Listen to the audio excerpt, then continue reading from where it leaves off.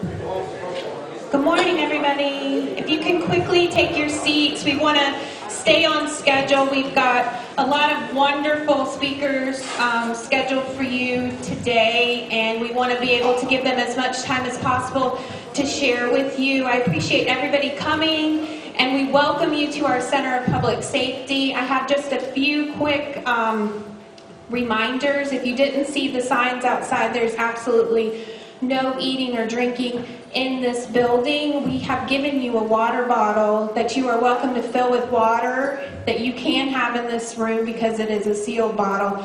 But other than that, we ask that you do not eat or drink in here. If you need to use the restrooms are out this door and to the hallway to the left of the information desk. And I would like to welcome some college administration and some colleagues of mine for the criminal justice program that are here, and if they would just wave from their seats. We have Donald Painter, the interim vice president of academic affairs, April Robinson, dean of academic affairs, Professor Ober, which I think you saw as you came in, Professor Chastity Branham, there she is, and Professor Bill Fienga. All right, thank you. And it is now my great pleasure to introduce the president of Polk State College, Dr. Eileen Holden. Thank you. Good morning, everyone. First of all, thank you to Sergeant Shea for the 4th annual CJ teach-in. I want to commend all of you for exploring public service as your profession. The law enforcement field, all of public safety, all first responders are right there where all the action is to keep communities safe. So you're going to learn a lot today, and we just want you to explore public safety, criminal justice as your career. You have a wealth of people here who can help you explore that career. And we really encourage you to come back, spend some time with us, with our instructors, look at our academy that we have here, courses that you take in high school, transfer and articulate into our programs here. We've made it very easy for you to transition from the K-12 system into Polk State College. And if you're already here at Polk State College, we really congratulate you, and you have our utmost respect and admiration for selecting this career. We thank you for doing that. So with that, I'll turn it back over to Sergeant Shea. Have a great day, learn a lot, ask a lot of questions, and I hope to see you all back here in our program. Thanks.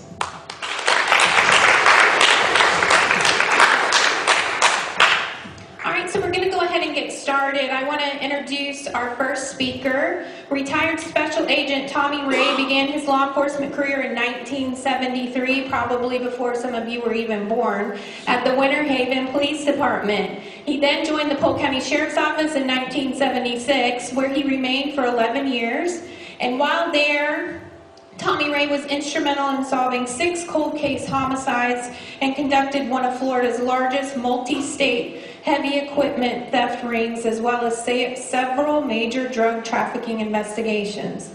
In 1987, Agent Ray joined the Florida Department of Law Enforcement. He assisted or has been the lead agent on numerous high-profile cases that include the Gainesville student murders, the first armed carjacking murder investigation to be tried under the then new federal carjacking statute, as well as several complex methamphetamine smuggling organizations. His most notable case is the Serrano quadruple murder case that he will speak on today. As one of the leading authorities in homicide and cold case homicide investigations, Tommy Ray has been invited to lecture at the International Homicide Investigation Conference, the National Institute of Justice, the President's DNA Conference on Cold Case Investigations, and for the FBI at Quantico, Virginia, to name a few. So we are extremely thrilled and honored to have him speak to us today. It's my great pleasure to introduce my longtime family friend, retired Special Agent Tommy Ray.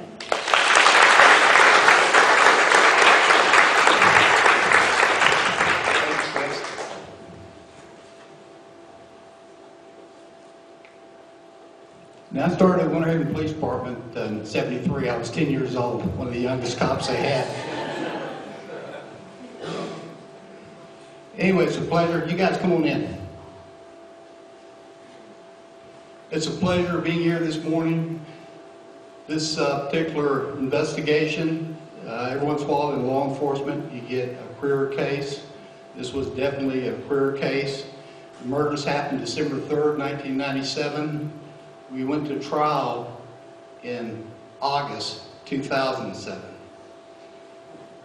Serrano's on death row, and there's a presentation that I do that is usually for law enforcement.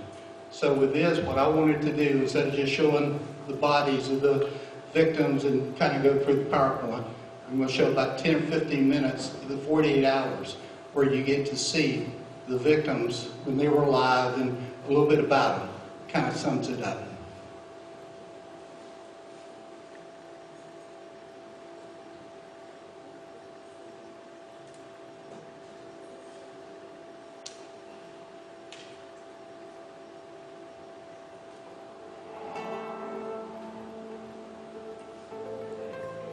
It was the worst mass murder in the history of Polk County. There were 4 victims that were killed, all shot execution style. 4251 out, 265. I still can't understand you, sir. My son, my son-in-law, and my father, they are dead! Diane, she was shot twice. She was the most wonderful daughter in the world. Then Frank Dasso was shot. And all I could think of was, how am I going to tell my kids they're not a daddy anymore? Whatever I was left with was meaningless. We believe that George Piso was shot 5 times. I was very proud of my son. He didn't have an enemy in the world. Then George Gonzalez, he was shot at close range. It was a very, very good friend. His integrity was so high you can't believe it. This was without a doubt a cold-blooded execution. My name is Tommy Ray. I'm a special agent with FDLE, the Florida Department of Law Enforcement. There were no fingerprints or DNA. There was no murder weapons found at the scene. There was no witnesses. We had no confessions. Who did it? Who could have done it? And why was it done? I became obsessed. It's something that I thought about every day. The weeks turned into months, the months turned into years. There was over 2,000 investigative reports that were written. There were hundreds of people that were interviewed. In the end, it came down to one suspect, Nelson Serrano. He's a cold-blooded killer. He's sneaky, conniving. Tommy Ray, you're a liar. He's a good man. He has a good heart. My name is Ana Ordóñez, and Nelson Serrano is my uncle. He has a good soul. He's intelligent. He would never do something like that. Never. I thought in my mind, is he going to get away with this? Is he going to get away with this? It appeared that Nelson Serrano had an airtight alibi. But I can't talk. My lawyers told me not to talk to me. I'm sure he did it, but how are we going to prove it? To Catch a Killer, tonight's 48 Hours Mystery.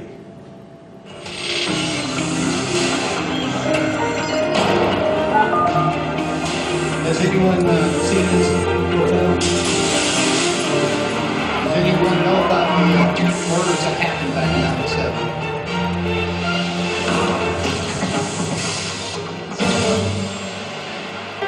The mystery continues in 90 seconds.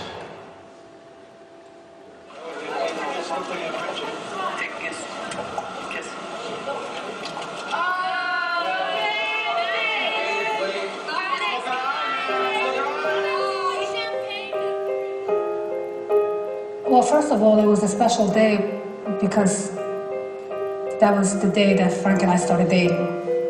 December 3rd was always a special day for Maria Dasso and her husband Frank.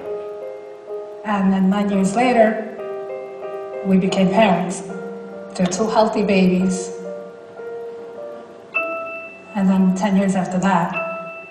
December 3rd 1997, the 10th birthday of Maria and Frank's twin daughters, Mata and Nicole. The whole family was going to get together for coffee and cake. I was expecting Frank to get home at around 5:30. At 5:45, he wasn't home yet, and I called the office, and no one answered the phone when I called the factory. Maria decided to call her mother-in-law, Nicoletta, right away. She said, Ma, she says, do you know where's Frankie? Frank worked for his father, Phil, an Italian immigrant who was co-owner of a thriving manufacturing plant in Bartow, Florida. I said, Diane is going to bring them home. Their daughter, Diane Patiso, a young state prosecutor, was supposed to meet Frank and her husband, George, at the factory, but she was nowhere to be found. It was about 6 o'clock. Nobody knew anything. So I said to Phil, I said, you know what, let's go see what happened.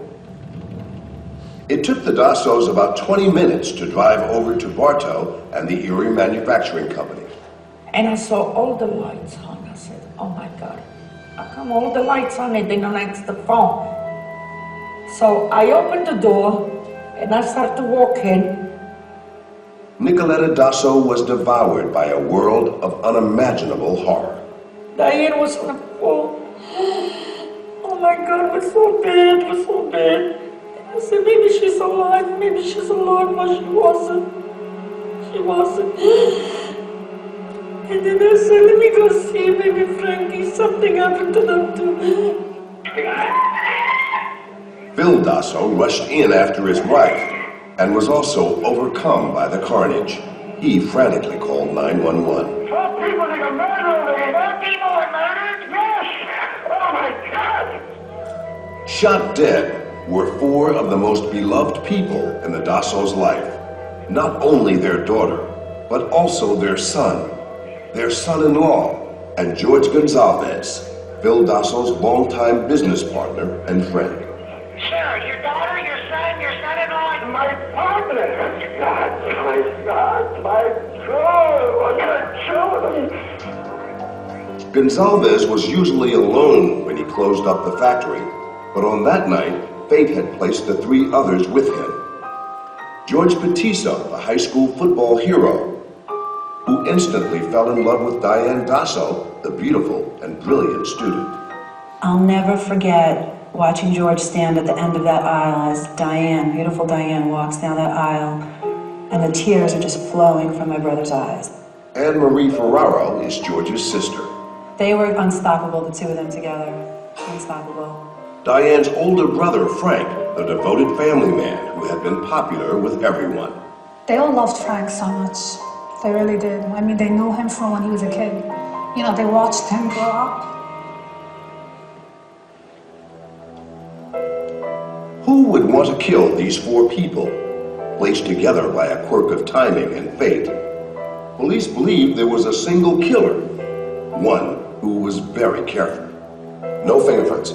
Correct. No DNA. No. And no murder weapon. No. Within 2 days, the Florida Department of Law Enforcement dispatched Special Agent Tommy Ray, one of its shrewdest homicide detectives, to hunt for a killer who seemed to have ice in his veins. They were all shot execution style. George Patiso and George Gonzalez were found side by side. George Patiso was shot 5 times. George Gonzalez was shot twice. He then comes over where Frank is trying to get up, and then Frank Dasso was shot 3 times.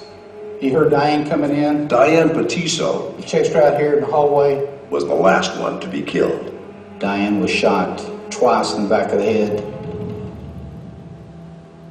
Amid the bloodshed, there seemed to be signs of a robbery. Desk drawers pulled open, papers strewn about. But Special Agent Ray thought it looked staged. 2 other things did catch his eye. Dusty shoe impressions left on the seat of an office chair. And there was a ceiling tile that was somewhat raised. Ray checked out more than 1,000 leads. You know, we did interviews as far away as Canada, New York, North Carolina, California. All were dead ends, except for one. Nelson. Nelson. He took everything away from us. I know he did. The day of the homicide, they initially told the Bartow police, Nelson Serrano. Look at Nelson Serrano. Nelson Serrano was the third partner, along with Dasso and Gonzalez, in two lucrative businesses, Erie Manufacturing and Garment Conveyor Systems. He was at mine and Frank's wedding. He's shown on our video, our wedding video, dancing with his wife. The businesses had made the three very wealthy men, but bitter fights with Serrano over money began to tear them apart. I knew what kind of man he was, controlling, and, he wanted to be like number one on top. Dasso and Gonzalez accused Nelson Serrano of graft and then theft, and eventually forced him out. When I heard that he was no longer working there, I became concerned. I asked Frank and his father, aren't you afraid that he's going to do something crazy? It wasn't long before Nelson Serrano appeared back in the factory, furious to discover that George Gonzalez had locked him out. George Gonzalez calls the police because Nelson tries to kick the door in of his office. Somebody's breaking the door down. They're doing it right now? Yeah. Then Nelson picks the phone up and calls the Bartow Police Department and makes a 911 call as well. Now the problem is that they locked my office the moment I want to remove my thing. He hated George Gonzalez worse than anything, and this just kept adding fuel to the fire. A disgruntled business partner. Is that enough motive, you think, to commit murder? It is for Nelson Serrano. Why were the others killed? They were there, they knew him. He wasn't going to leave anyone there to testify against him. Do you believe your father, do you believe your husband committed these murders? Oh, no. He wouldn't commit those crimes. Maria Serrano and her son Francisco say Nelson Serrano was falsely accused by the victims' families from the start. We're extremely sorry of what they went through, but they need to open their eyes and see that accusing my father is not the solution to their grief, and it's taking this tragedy and making it worse. Francisco Serrano had worked at the factory as well and was fired just weeks before his father was ousted. Francisco had also been a suspect in the murders until his alibi checked out. Tommy Ray was stunned to learn that his father's did too. The day after the murders, on December 4th, Nelson Serrano tells law enforcement officials that he was in Atlanta. He was nowhere near the murder scene. Hotel receipt? Picture showing him standing in the hotel lobby? An alibi caught on tape, proving that on the day of the murders, Nelson Serrano was 500 miles away. So basically, Nelson Serrano had a pretty solid alibi. That's correct. But Ray still had his suspicions, and they were only deepened when he called Nelson Serrano to talk about the murders. This was a little over a week after the homicides had occurred. I mean, he spoke of no remorse, he wasn't sorry sad. That they were killed? Exactly. Or sad? No, not a bit. The type of person that could have done something like this and not thought a thing about it. He sounded like a killer. Yes. But could Tommy Ray prove it?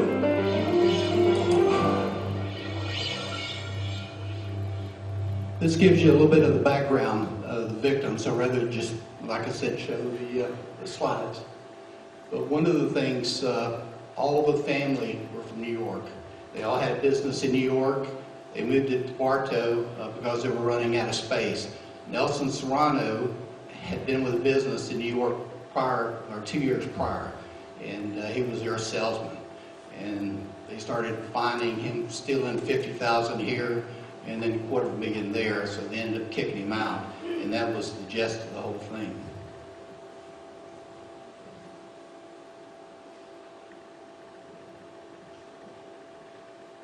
Can you hear me okay without the mic?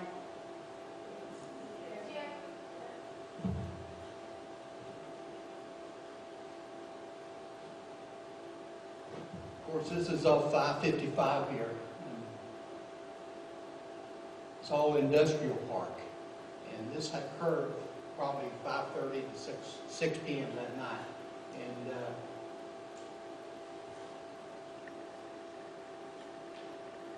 as you can see as you go in here, whenever the Tizos came looking for their daughter and son, they saw 2 cars there, and which was unusual. There was only one light on. So as Miss Dasa was coming in, she tripped over her daughter. And so that was her screaming in the background. She was cradling her daughter and, you know, her husband trying to make a phone call.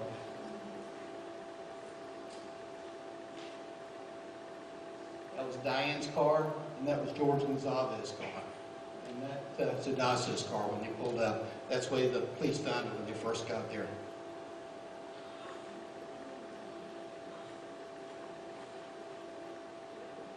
And that's the way they were found, and that's the only photographs I'm going to show you is as far as the victims.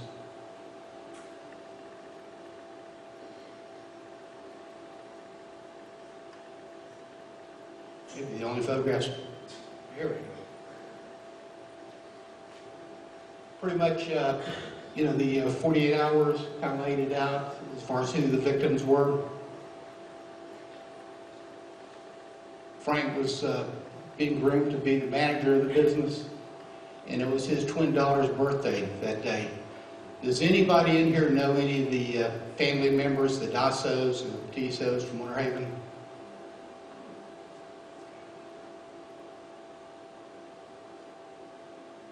That's George and Diane. They had just moved down to Florida about 6 months prior to all this happening.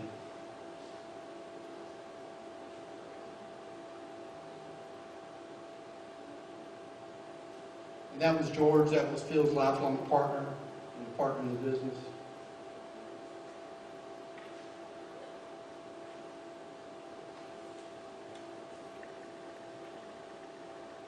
Is this just slow? This is me. As you come in the front door and you go down to the first office, it's like a reception office. And this is where Diane's body was found. This is where her mother and father came in, and like I said, she fell over Diane.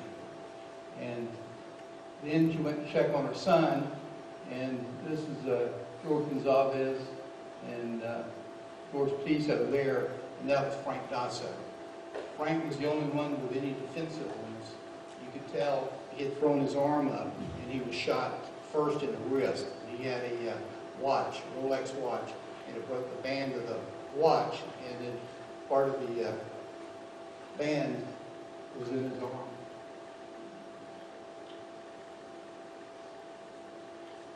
There was 11 .22 shell casings that was found strewn out, and all the victims were shot with the same .22, except for Diane. She was shot with the .22, and then she was shot a second time with the .32.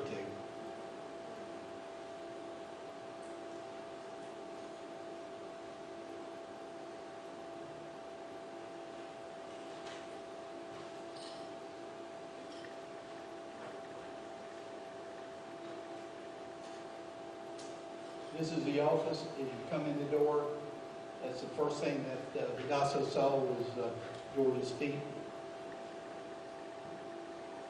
In this drawer, there was probably $100 in petty cash. So, you know, and stuff was just thrown around. When you go into a crime scene and you see stuff just thrown for no reason, you know, it's kind of an indication of a staged, you know, ransacking. It wasn't, you know, they wouldn't have been looking for stuff just to throw it on the floor. So that's one of the things to look for. We knew that robbery wasn't a motive. They all had their wallet. The only thing missing was Frank's watch, a Rolex watch, and also a crucifix, or a necklace rather, from Petiso.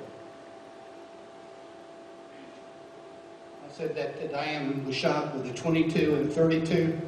Well, the .32 she was shot back here, and it exited her right cheek. And we looked for the .32. We found all the .22 shell casings, so we knew, you know, it's semi-automatic. But as far as the .32, we found the shell casing, but we couldn't find a projectile. It wasn't until one of the detectives looked in the Cheez-It box. It had ricocheted off the door frame and landed right in the box the way you see it. That took 2 days to find that. You just talked about all the leads. You know, you got a quadruple murder, and I mean, Bartow was on lockdown. Everybody, you know, that was around during that time here, they know that they're like, you know, who in the world could come and kill 4 people here in Bartow? Or I think there was a homicide maybe the year before.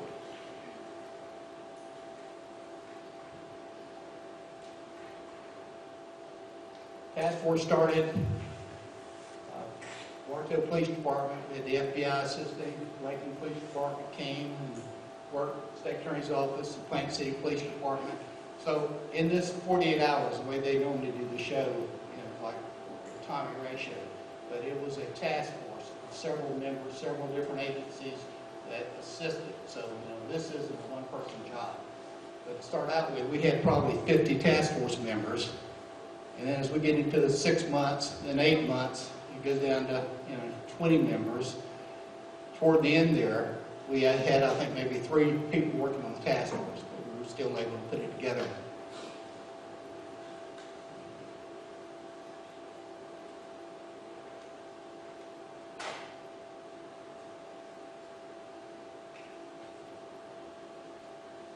When we're first told that Nelson Serrano did it, he hated everybody here, there's no doubt, look at Nelson Serrano. So we sent 2 agents. I mean, whenever he was interviewed on the 4th, he said, here's my hotel receipts. I was in Atlanta, Georgia. God, I can't believe this thing happened. He said, how could one person have done this? These were just comments that he's making.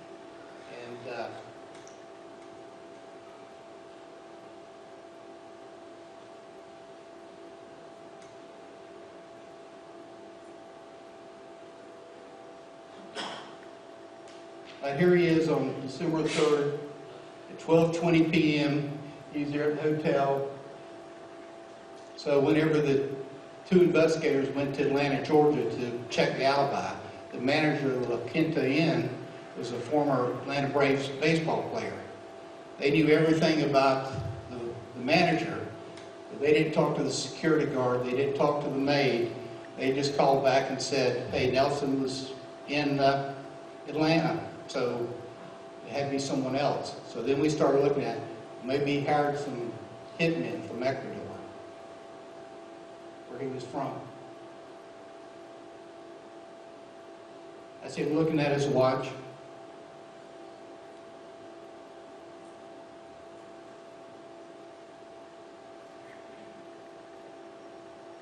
So then we started looking at Nelson's financial records.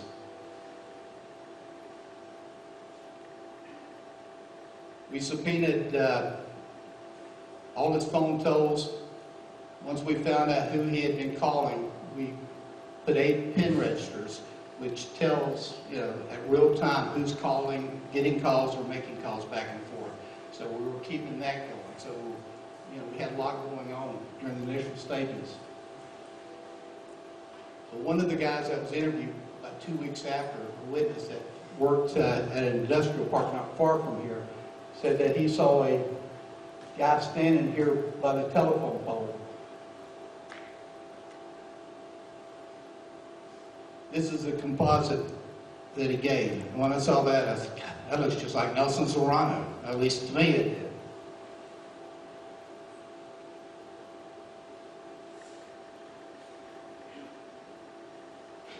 So we're working, we can't come up with anything. We do find out that he had embezzled $247,000, but the partners had found out about it, so they were able to stop the payment. But Serrano still committed grand theft by taking the $247,000.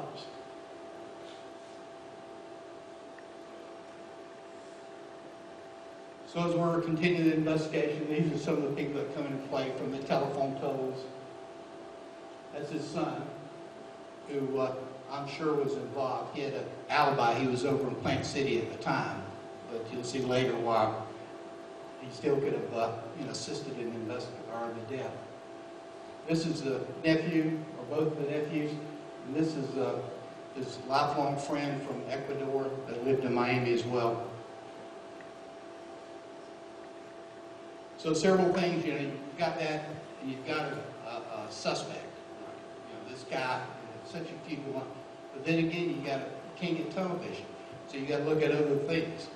Diane was assistant state attorney at the time, so maybe she put somebody away that was holding a grudge and came back. You look for marital affairs and just disgruntled employees. We found one former employee had been there like 2 weeks before carrying a gun. So, of course, he came on the radar.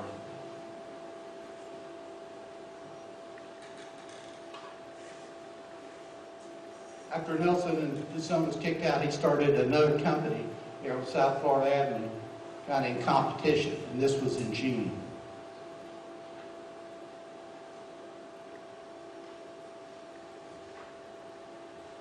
So we knew that Nelson had flown to Atlanta on December the 2nd from the plane ticket we wrote, the flight manifest. We also knew that he came back on December the 4th.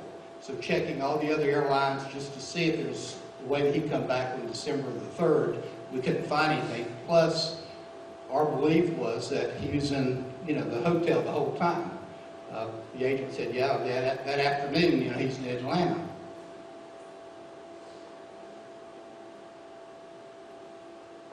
And that's his flight for December 2nd. He goes from Orlando to Washington, and Washington back to Atlanta.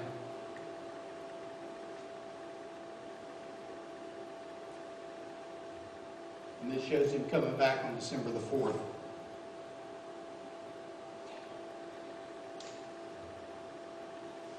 Whenever Mr. Serrano was interviewed by Detective Steve Parker from Marquette Police Department back on the 4th, that's when he made those statements. He goes, Diane must have walked in the middle of something. At that time, it wasn't released who the victims were. So we're like, how did he know that Diane was one of the ones? And he also made the statement about how one guy could have done this. So we checked all the credit card records of Francisco. Francisco was at a specialty card meeting in Plant City near Tampa at the time that the homicide occurred. He had like 3 or 4 alibi witnesses. This is Nelson checking in the hotel on December the 2nd. There he is again on December the 3rd.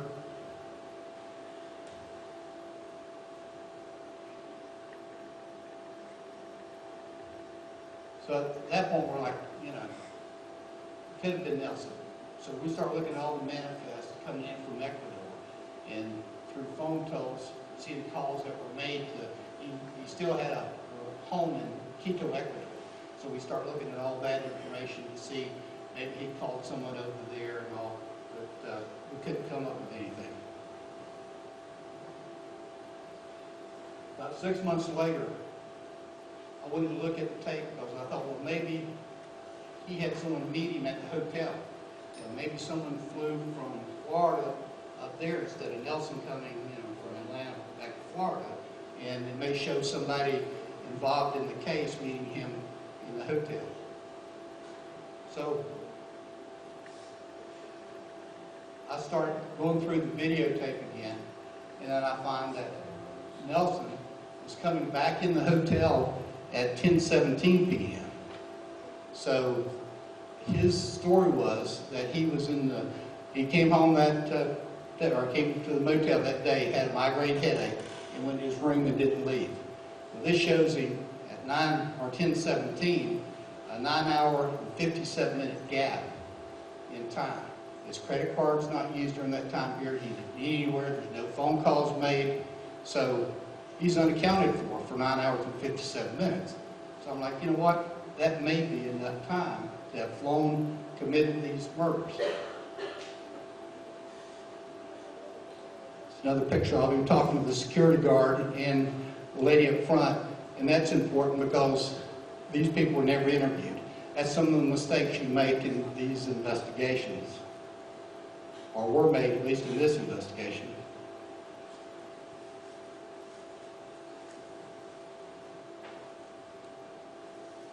This is Nelson checking out on December the 4th.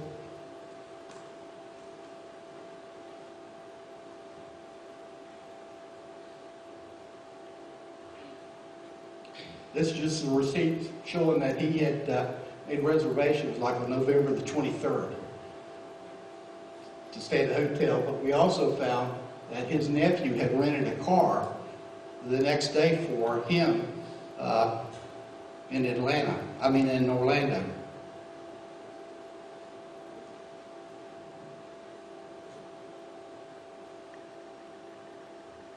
again, this just talks about all the different things that was going on at the time. And one of the things we decided we were going to put a wiretap on Nelson's telephone. And one of the guys that had worked for Nelson from Ecuador, he was wanted on a DUI. So wasn't even really connected to the homicide. But we thought, if we could get on America's Most Wanted, and we'll put this guy's picture, that we want to talk to him.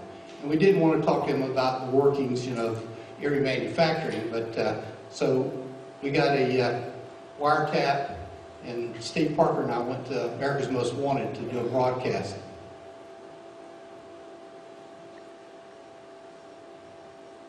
It didn't really produce anything. Nelson made one phone call after the show had aired, and then he flew to Miami and got with his buddy Gustavo Concha.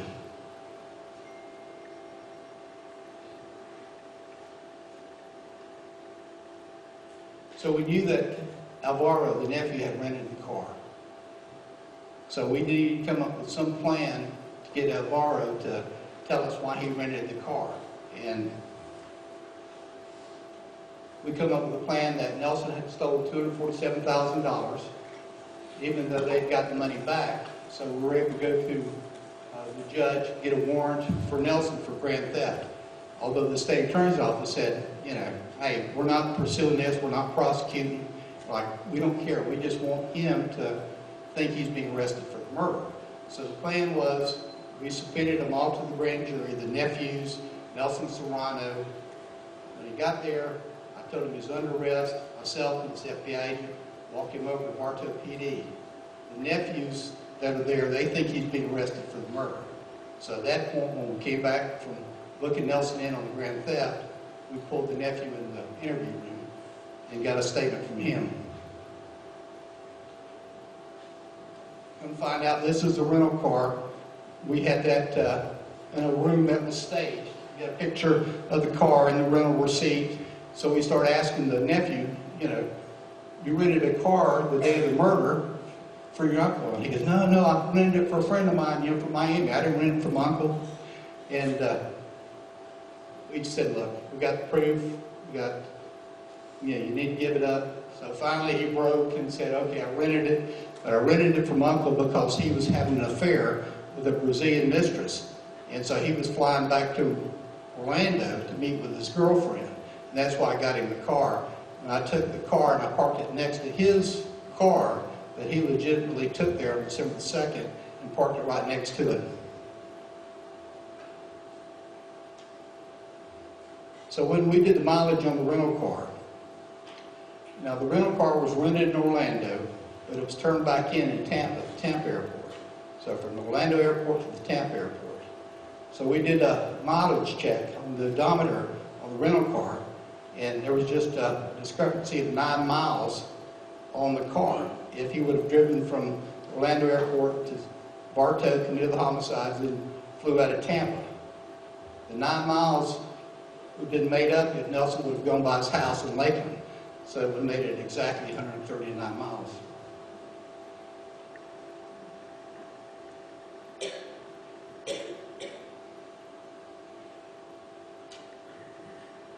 This is the day we arrested Nelson for the grand theft.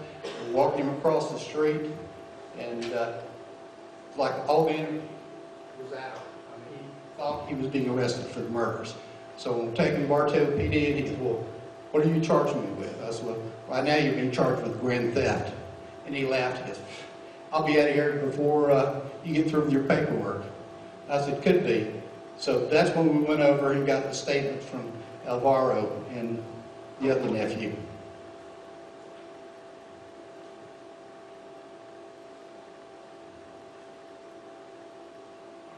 This is the story that the nephew told about the Brazilian girlfriend and about getting the car.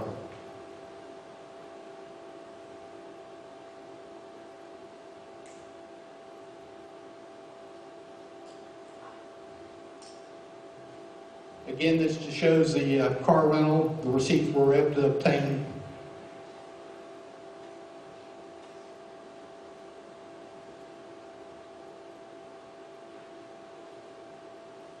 This thing's slow where I am. Or a combination.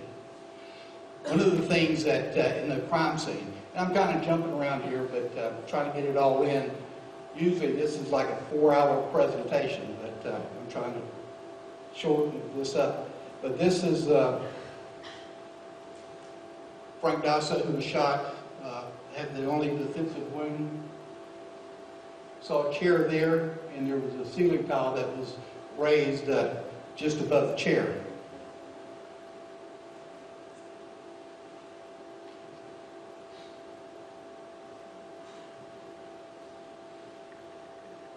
That's the shoe impressions that were found in the chair.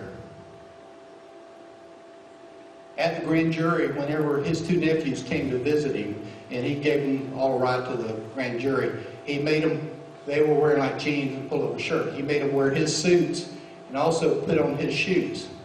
So when they began cooperating, they gave us the shoes that Nelson had given them to wear.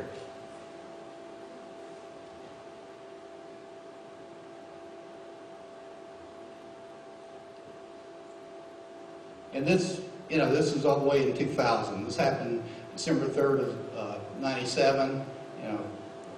So a lot of things had occurred in between then, but basically we're at a stalemate.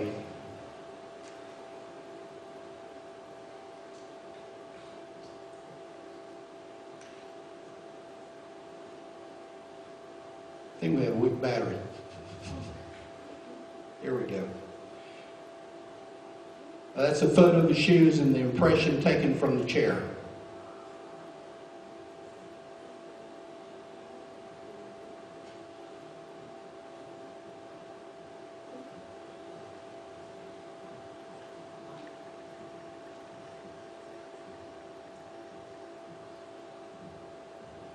Also, checking the Orlando records, we found out that the rental car that Alvaro had rented for his uncle, it was exited the airport on the day of the murder at 3:49 p.m.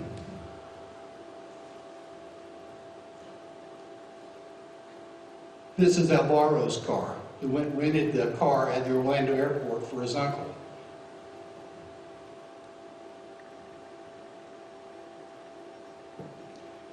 But when FDLE did the comparison, the shoe from the grand jury matched perfect the shoe impression in the chair. The only problem was because of the time, the expert couldn't say that that was definitely the shoe because there had been, you know, some wear since that time. But he said 99% sure it is.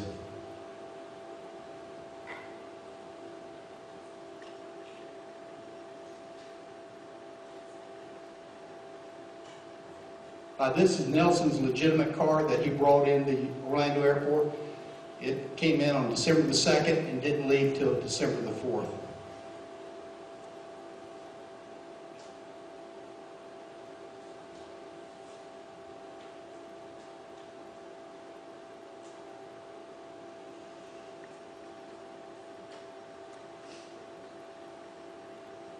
Again, this is the rental car that was turned in. This is a rental car that was on top of the parking garage at the Tampa airport. So the car is rented in Orlando by the nephew for Nelson parked next to his car, and then the next day after the murders, it's found on top of the airport parking in Tampa. So Nelson knows he's starting to get a little nervous. You know, we've got his nephews cooperating, and he's calling them, hey, you don't have to say anything.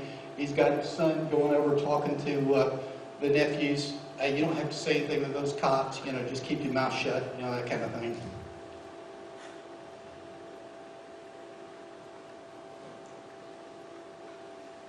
Nelson, like I said, he was originally from Ecuador. He had dual citizenship. So while he was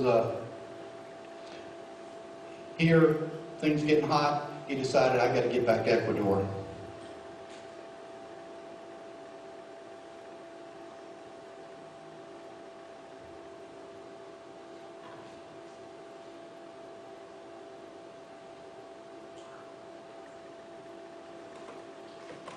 Now we go all the way to 2001.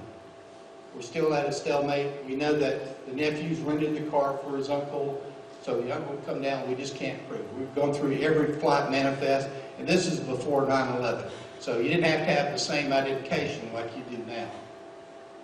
So on Valentine's Day 2001, Mr. Dasso calls me up and goes, "Will you please come to my house? My wife's having a nervous breakdown.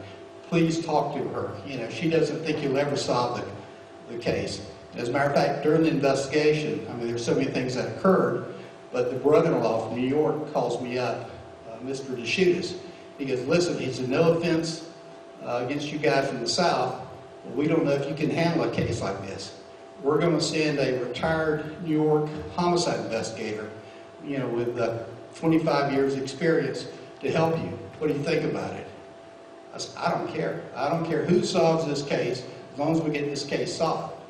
And so it just so happened that I was going up to New York to do some more follow-up. So they were going to introduce me to this retired homicide detective in New York. So anyway, going there to Mr. Dasso's house in Staten Island, introduced myself to the officer, and he's like, "What are your plans?" So I laid out, you know, what we had done as far as America's Most Wanted, the PIN registers and the wiretaps, and all these different things. And he goes, "Well, Mr. Dasso gave me $10,000 and told me to assist you guys." And I said, "Well, come on down." I said, "You know, we'll find something for you to do. I'm sure you can probably help us." And he said, "I don't think so." So he walks back out, gives Mr. Dasso the $10,000 back. He goes, "You leave these guys in Florida alone, and they'll solve this case." So my hat was off to the New York cop, because a lot of guys may have stuck that $10,000 in their pocket and had a little vacation in Florida. But, you know, this guy will stand up. So anyway, I'm talking to Mr. Dasso February the 14th, and I said, "We cannot come up with a way that Nelson came back. You know, that's what the problem is. We know you got a rental car from his nephew. We know the rental car was probably used in the homicide, but we can't put him in it." And of course, we're working with the state attorney's office all along the way, and they're like, "It's not enough." Well, Mr. Dasso said, "You know, he had a son by his first wife." Because I asked him, I said, "You know of any illegal Ecuadorians that came in, names or anything?" Because we had probably 2,000 names we had ran through the database trying to find out flight manifest. He goes, "But you know, he had a son by first marriage, that he was only married for a few months." And I remembered seeing the son's name, but the son was adopted by another guy by the name of Grieven. But I remember the first name being a Spanish name. So anyway, the next day I called our analyst, Wanda Guthrie.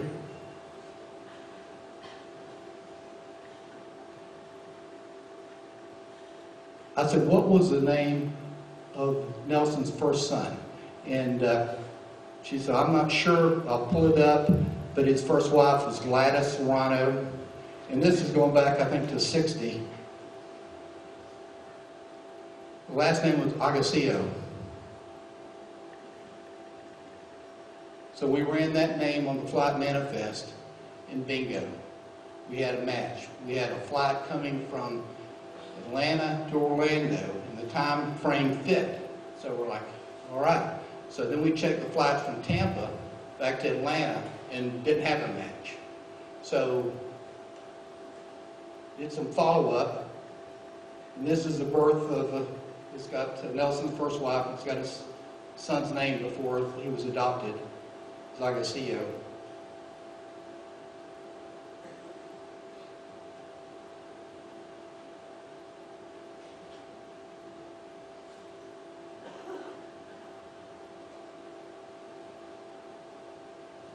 So that's what showed up from the flight manifest. Juan Agoncillo. Flight on December 3rd from Atlanta to Orlando. So we had half the puzzle solved as far as the flight back.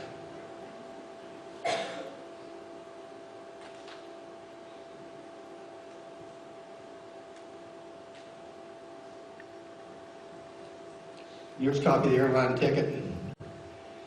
But the ticket was a round-trip ticket. It was from Atlanta to Orlando and then back from Orlando to Atlanta 2 weeks later.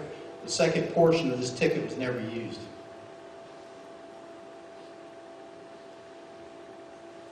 At the time we were finding out about the ticket in Orlando, it was paid for in cash. So we go over to the Tampa airport and we find that the only matching cash ticket that was purchased that day was the name of John White. And we knew that Nelson had visited White Industries in Atlanta, so we checked that out, and like, this has to be it.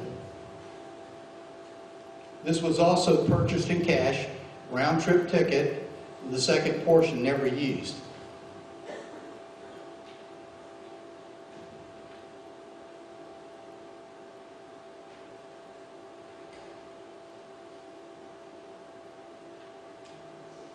The interesting thing, this was on December 3rd. This ticket was purchased the same day that the rental car was purchased by the nephew.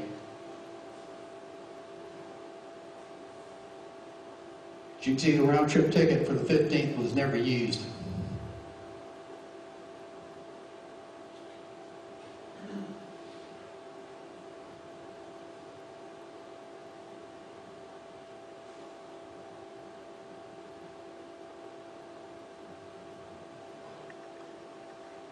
This is just from the flight manifest, showing the different times that we've been able to fit in that 9 hours and 57-minute gap.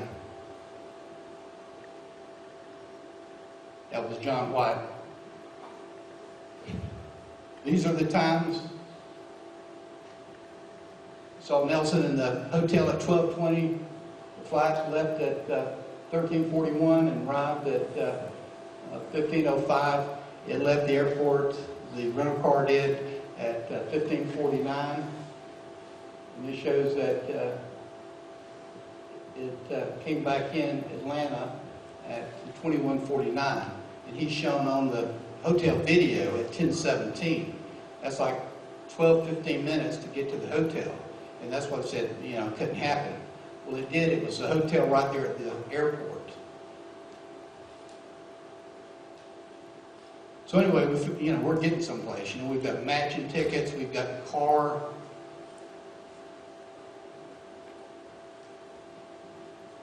We've got a pointer that doesn't work.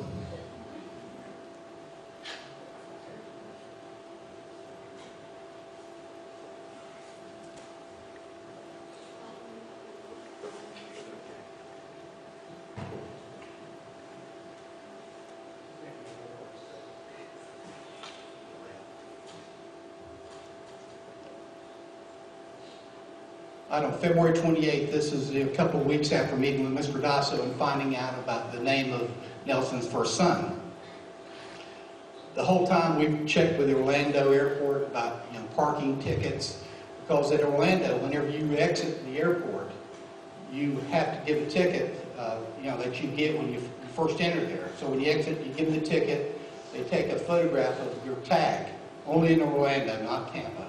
But they take a photograph of your tag, and they take the tickets. So I checked for several years trying to find copies of the parking ticket. And the administrator there at the aviation parking said they were destroyed. We don't have it. And this is after 2 or 3 agents had gone over there asking to look for them and all, and they were told this. So I called the guy back, and I get Brad Grice from the Lakeland Police Department, who was helping on the case. He and I decided, I said, I got to go there and talk to the guy. I got to see where these tickets were destroyed. I can't believe that our luck is so bad that these parking tickets are gone. So we started heading over to the airport. Before we get to Orlando, about 10 minutes out, Mr. Bauer calls. He goes, sir, you're not going to believe this. He said, we found the parking tickets from October, November, and December of '97, and January of '98. I said, that's perfect. That's just what we need. I said, don't touch them. We'll be there shortly. There's one of the tickets we found. We found all 4 of the tickets. We found the ticket from Nelson Serrano's legitimate trip, December 2nd through the 4th, with his personal car. We found Alvaro's ticket, where he used his car to go to the Orlando airport, rent the car, and then leave. We found the rental car ticket as well.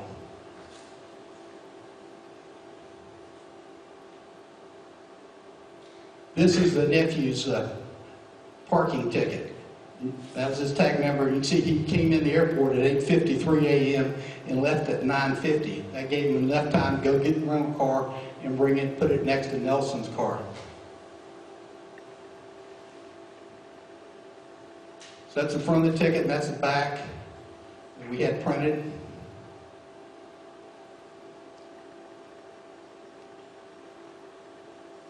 That's the rental car, the car that was used to travel to Bartow, commit the homicides. That's what time that it matches the time of Alvaro, the nephew of Alvaro, and then the exit time at 15:49. As luck would have it, we got a matching fingerprint on the parking ticket on the rental car, and it was that of Nelson Serrano.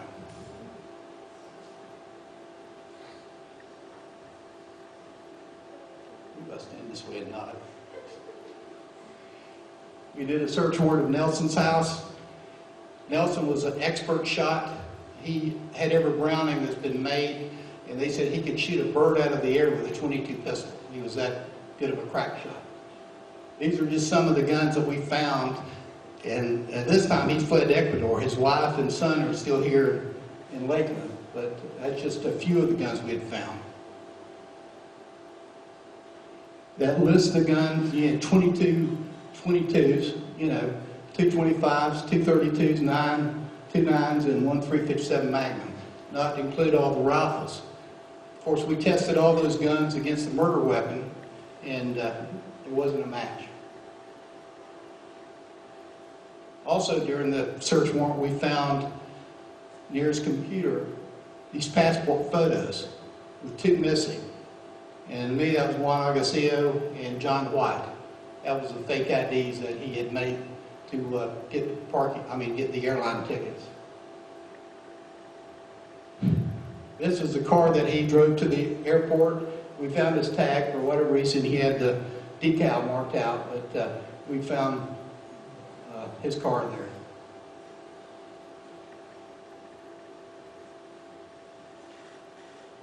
So then we find Nelson fled to Ecuador. He knew that we were getting close, so start working on trying to get extradition. And I'm told by the State Department, you have to contact Washington, D.C. and the Department of State to try to get an extradition warrant. And they said, well, he has dual citizenship. He's Ecuadorian, and he can't be brought back. There's no way. We won't extradite him. So we're trying to come up with a way to get him extradited back.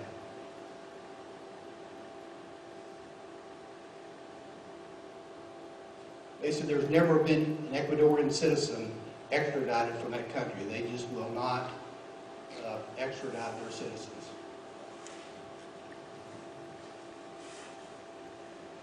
So I raised Cain with supervisors. I'm like, we need to go to Ecuador. We need to get some kind of way to get Nelson back. And they're like, hey, you've talked to the State Department. There's really nothing you can do. I said, there's got to be something. And he goes, well, there's nothing. He said, look, we got some other cases you need to work on. He says, matter of fact, we have a 20-year-old police officer homicide that occurred in Miami, and I'm sending you to Miami to work on that case. I said, so you're just going to forget about the victims' families. And so anyway, it wasn't very nice in that time period, but I didn't have enough to retire, or I probably would have been. But anyway, so I go to Miami. We get flyers out, we're sending them around, we're trying to come up with a way to get Nelson back to the United States or even Panama. There was still a civil suit going on with the Dassos, so we're trying to, through Dasso's attorney, trick him to go to Panama and say that they will settle. Well, he smells the rat. He goes, I'm not going anywhere. I'm staying here in Ecuador. So this is one of the flyers that we put up. We sent to every airport, around the world, basically.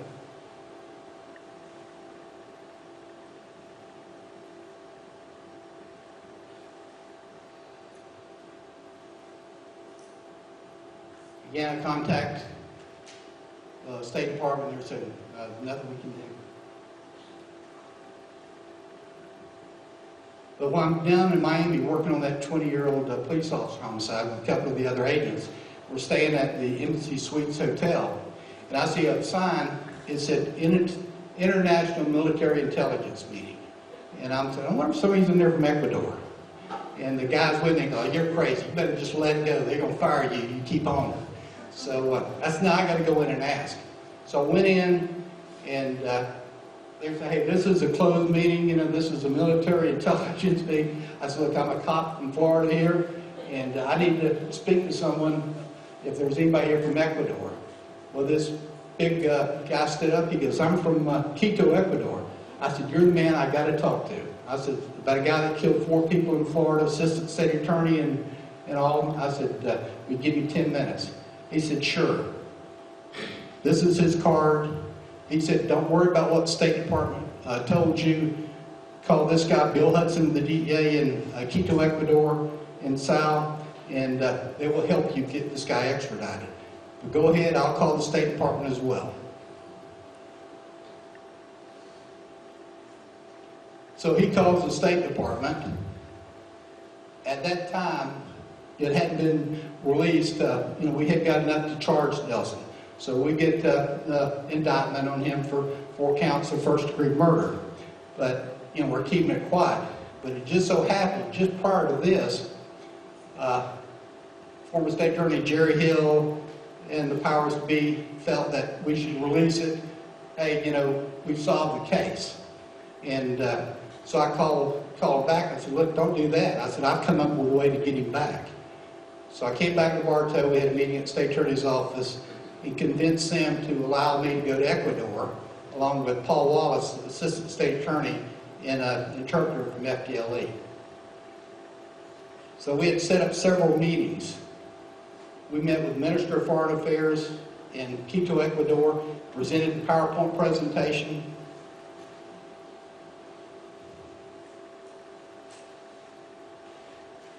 Met with the President of the Supreme Court in Quito. And so we did the PowerPoint presentation for him, and he had an assistant there, and, you know, they were talking Spanish. And so I asked the interpreter, I said, what did he say? He goes, well, the President just asked what was his worth. I said, his worth? He goes, yeah, how much money does he have here in Ecuador? Because Nelson had a brother who was the owner of the Quito hospital. He had a cousin that was a ambassador to Italy, so he had a lot of political influence, a lot of contact, and he was a multi-millionaire there in Ecuador.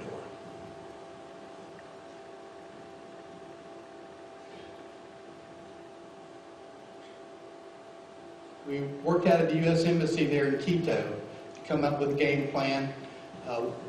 Prior to showing the PowerPoint to these people, we took it to the Ecuadorian National Police. We showed them the PowerPoint, or started to show them the PowerPoint, and the guy stopped. He said, stop. And one of the lieutenants from the police department, he goes, you're insulting us. Don't show us that in English. You're in Ecuador. You show that in Spanish. So we went back with the interpreter. We did a whole new PowerPoint, you know, in Spanish, which now I understand. That's just some of the things you don't even think about. At least, you know, to me, we had the interpreter that was speaking it, you know, in Spanish and all, but they didn't want to hear that. They wanted to see it in Spanish, so that's what we did.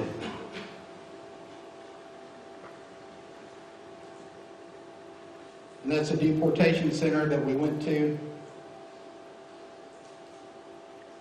Try to get Nelson arrested.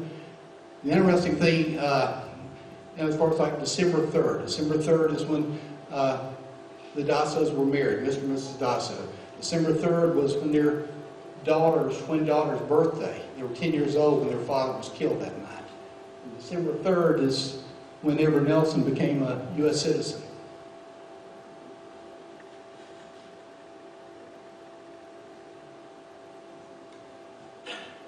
We're trying to find something that's showing that Nelson was a U.S. citizen as well as the Ecuadorian. So we're trying to go again, you know, more toward the U.S. citizenship.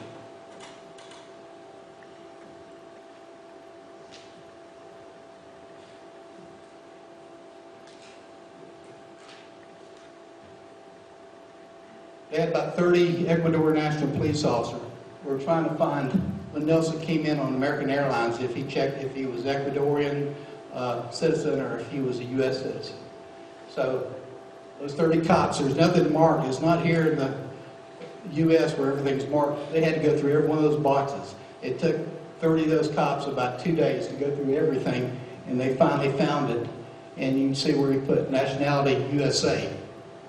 So that turned out to help us in the end.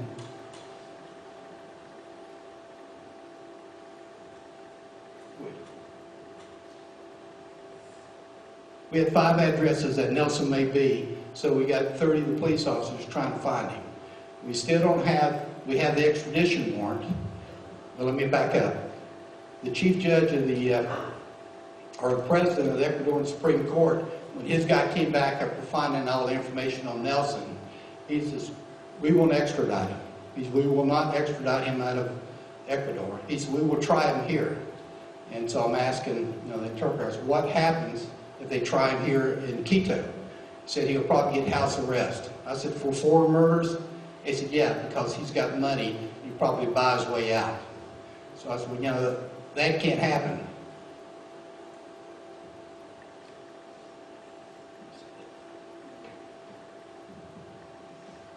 So it's just one of the locations. This is Nelson's condo. Matter of fact, that's Nelson looking out the window the day the surveillance team's there.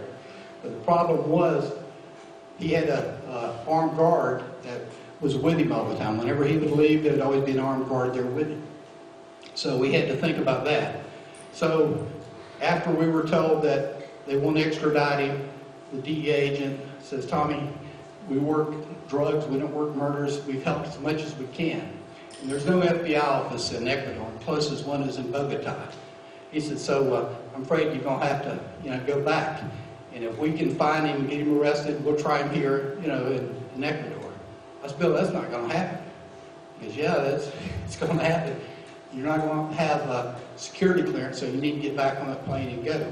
Well, Paul Wallace, who's still an assistant state attorney, he was here, or he was there at the time with me. And Paul said, Tommy, I think we better listen to him. We better head on back. I said, Paul, I'm not leaving without him.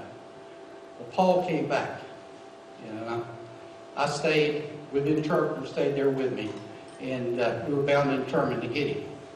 So about the 10th day, we get a call that the Ecuador National Police had found him, that he was in disguise with another couple at a restaurant, and that they had grabbed him, and they were taking him, trying to find a deportation judge. And I get a call from the DEA agent. He goes, Tommy, he said, I don't know what's going on with Ecuador. They don't have any power. They can't do that. You're going to cause an international incident. You need to head on back. So anyway, the colonel from Ecuador came over to see me that night at the hotel. And he says, we've got a plan, something we can do. I said, what's that? He goes, how much money do you have? And I said, as far as what? He goes, to pay for getting him maybe to Bogota, where there is extradition, maybe we can get him to Bogota. And I said, I've got a little bit. He goes, well, for $5,000, he said, I can have my guys snatch him up, put him in a croaker bag, and drop him off on the steps there in Bogota.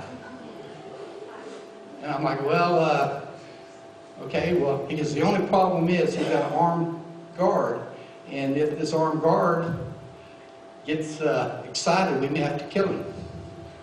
So I'm thinking, I wonder what I can be charged with in this whole thing. So I don't know. He goes, I'll take care of it, don't worry about it. So I thought, well, we'll see what happens. Well, the next morning, the DEA agent calls me up, and he goes, it's 5:30, and he goes, I can't believe you're still there. I told you to leave. He says, I'm coming over to the hotel now. And so I said, okay, I'll see you in a little bit. So I went and told the interpreter, woke him up. I said, you might want to get up. And he goes, what's going on? I said, I think there's going to be a heck of a fight because this DA guy's trying to throw us out of here. But whenever he came, he was a major then, he became a colonel. This Major Jorge was with this DEA agent. So I thought, well, they had worked it out. You know, they're good with snatching him up, taking him over to Bogota. So as they're walking in, I see the major. He's like, you know, don't say anything. So he goes, I think we can have him deported. And he goes, we've got enough proof, we think. We've talked to a deportation judge. So if we can find him, that's what we'll do. So how am I on time? So it's, he said that. I said, hey, you know, whatever it takes.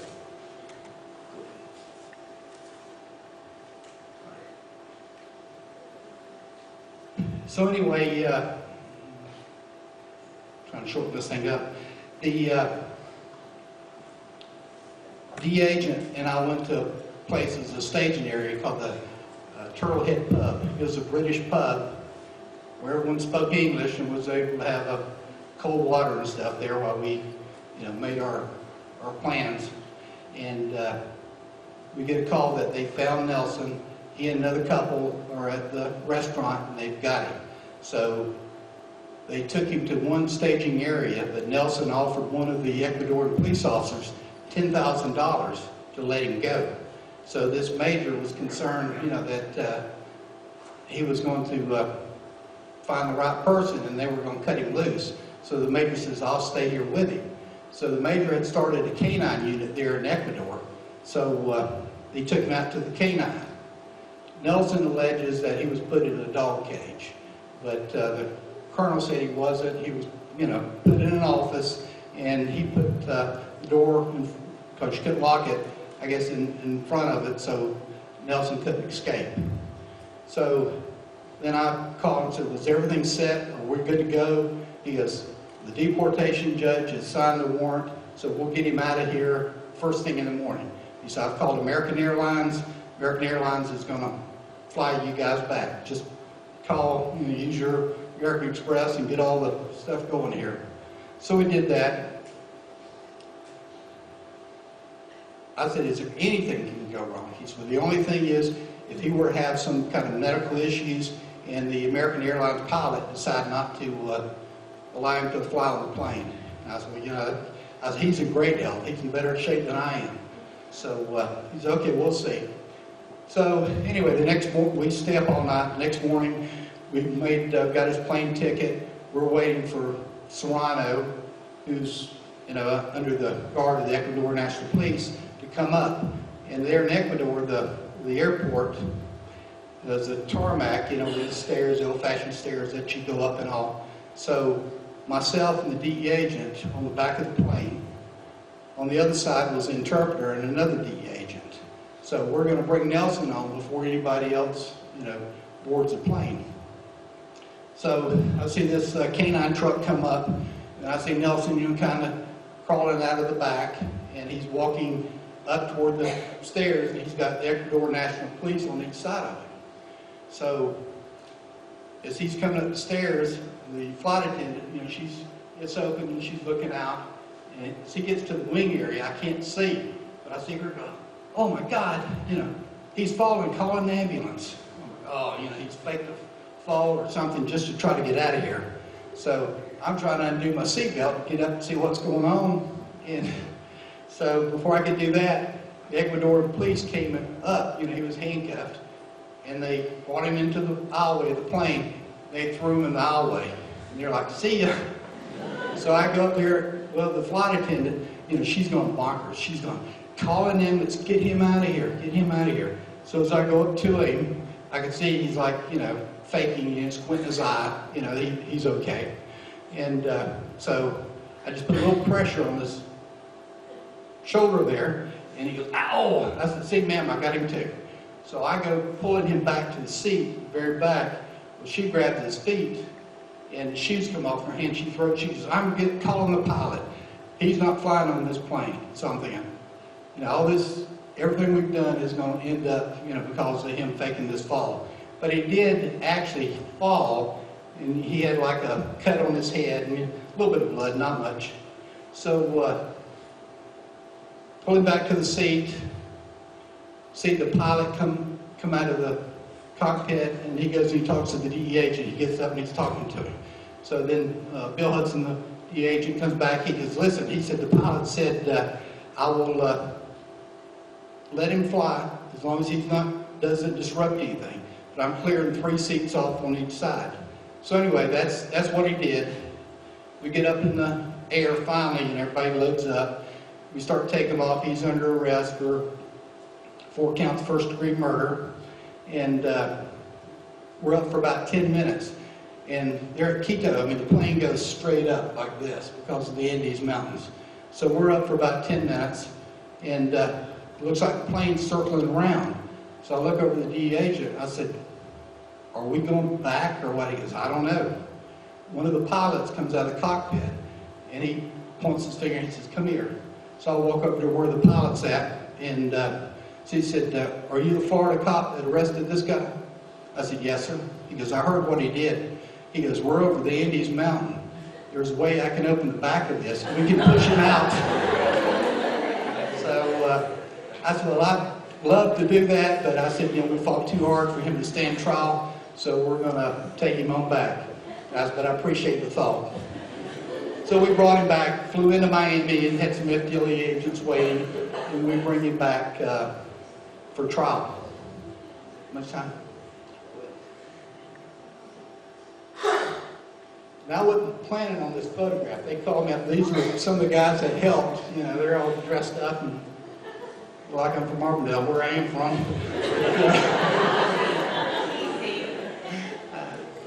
Well, I agree. I'm from Auburndale, but I am. We're getting ready for trial. Now we've got to shorten this up. But we thought we know or knew everything there is to know about Nelson. We thought we had all the evidence and stuff that we need. Well, like a lot of the inmates, once they get in there, they can't help find somebody to talk to. Well, Nelson found a guy by the name of Leslie Todd Jones, who was a jailhouse lawyer that would advise other rights, read some different things for some of the other inmates. So anyway, he tells this inmate that he said, I didn't do this. He said, there's a hitman that did it. And he says, matter of fact, he tried to kill him, or tried to kill George Gonzalez around Halloween. And he called it Halloween, is what he wrote down. And so this is some of the notes that he got from Nelson, who was in jail. For some reason, he hates me. And Gustavo's his best friend. And he alleges that I kidnapped him from Ecuador. So, worried about his nephews cooperating, which they weren't cooperating. And even talks about Diane being shot with 2 different guns. Who else would know that? And that's the letter that Leslie Todd Jones sent, saying, that he needed to talk, he had some information.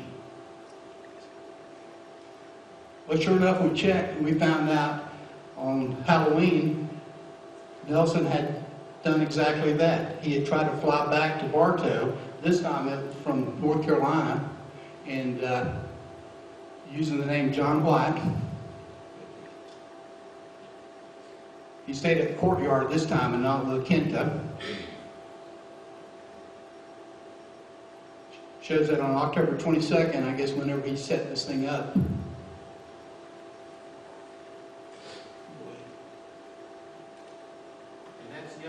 That's the other ticket, in the name of Juan Garcia. The exact same thing. This was either his trial run, although he alleged that when he got to Bartow, it was raining so hard, the time he got to the office, everybody had left. So,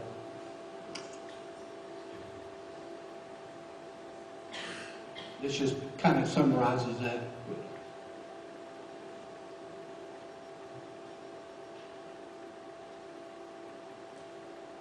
That was his rental car again. Then we found out one of the things the nephew had forgotten to tell us, that he had done the same thing back, in Halloween. So right when you think you'll get everything out of some of these informants or people that, turn, you got to continue picking them. Anyway, by the time that we went to trial, Bartow had 270 police reports. FDLE, we had 1183, and there's 48 FBI. Lakeland Police Department wrote more than the FBI, so that's a good thing, Steve. We had 70 witnesses testify during the hearing, 535 exhibits, and it took 10 weeks. This is just some of the timeline that we got the FBI, their analysts prepared for us. And he kind of lays everything out. That was the events, buying the ticket and the rental car. And this is what was presented to the jury so that they could understand. I mean, this was such a long investigation. And that's Nelson now. He's on death row. This is Gene Casso. Gene was the interpreter. He's the one that went over. But the funny thing is, there is actual warrants for kidnapping for myself and Paul Wallace. But Paul had come back, so they got the wrong guy. They thought Gene Casso was Paul Wallace, so it should have been. But I don't plan on going to Ecuador anytime soon, so I'm not concerned. So anyway, that pretty much summarizes. It's kind of long and gets kind of bogged down. That's why I try to show that 48 hours. Does anybody have any questions or anything? Yes, sir. I guess there's been some changes in the Florida law as far as homicide cases, and some of the people on death row are having to go back. They're having to be retried. And I heard that his case was having to be retried. Is that the case? I don't think the case will be retried. I think he would just get life in prison instead of the death penalty. But to me, I've been up to his cell on death row. He's got it made. He's got a TV that gets like 8 channels. He's got a girlfriend from Ohio that he writes letters to, and she writes him back. She bought him the TV. She bought him a hearing aid. He writes his wife letters, how he loves her. When he gets out, he's coming back to Ecuador. The Ohio girlfriend, they're going to Brazil. And so I've got an inspector up at the prison was telling me all this stuff because they read the mail, and I was getting copies because we're still trying to find some of the other co-conspirators. Because I still think the son was involved. He was in Tampa. We think he helped facilitate getting rid of the guns. But anyway, so I don't think Nelson is going anywhere. If he, gets life, that's fine with me. That's fine with family members. I still keep up with family members. They still live in Winter Haven. The 2 twin girls and their sister, they all live up in New York. They're doing well. And so they have like 2 separate birthdays. The birthday their father was died, they tried not to celebrate, and they picked another day that they usually celebrate. Anything else? Any other questions? Or yes, ma'am. No, we never found the murder weapons. We recovered all those guns and all, but we think what happened is they were taken down to Miami by this Gustavo Concha. The guy that was came by and saw the guy standing by the pole right after the time period the murders happened. There's no doubt that was Nelson Serrano. The guy, when he was in court though, he got nervous and he said that the guy was like a 20, 25-year-old Hispanic male. And so the attorney made him stick to that. And after he testified, he's looking over Nelson. Well, he comes out of court and we take a recess. He comes to me and goes, "That was him." I said, "That was Serrano, the guy that you saw?" And he goes, "Yes, I'm 100%. I said, "Well, why didn't you say that on the stand?" And he goes, "Well, I was nervous and I'd already said, 20-year-old Hispanic male, so I couldn't go back. I was scared I'd get in trouble." So, but you have stuff like that that occurs.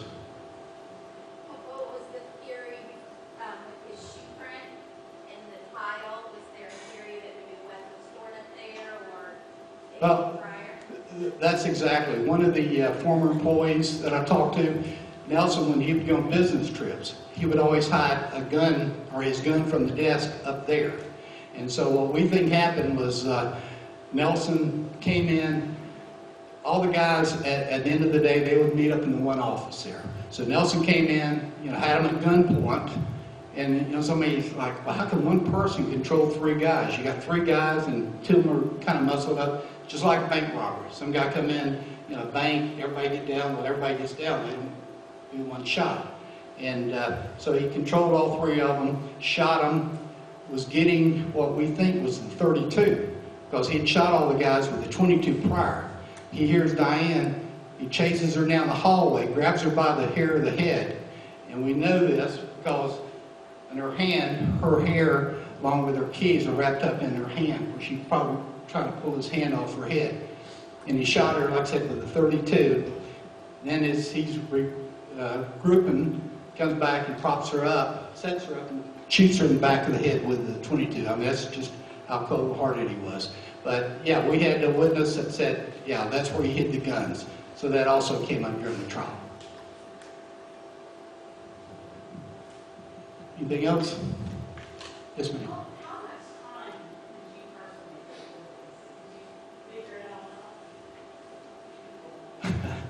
Not really. For 5 years, I didn't take vacation. So, but wife got a boyfriend and moved on, and now I'm only kidding. She didn't. I know her. But I didn't have time. I could have been, But no, she. I've been married 36 years April Fool's Day. If that tells you anything about it. So. Still married, and she puts up with it, put up with a lot, but that's just part of it.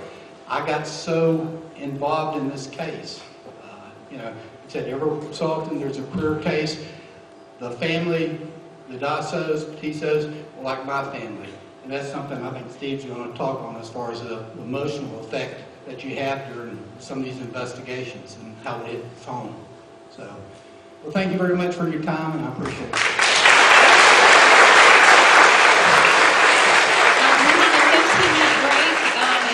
Can be back at 10:15 for our next speaker. You're welcome to take a break. There's vending machines in our Eagle's Nest, which is in the same hallway as the restrooms to the left.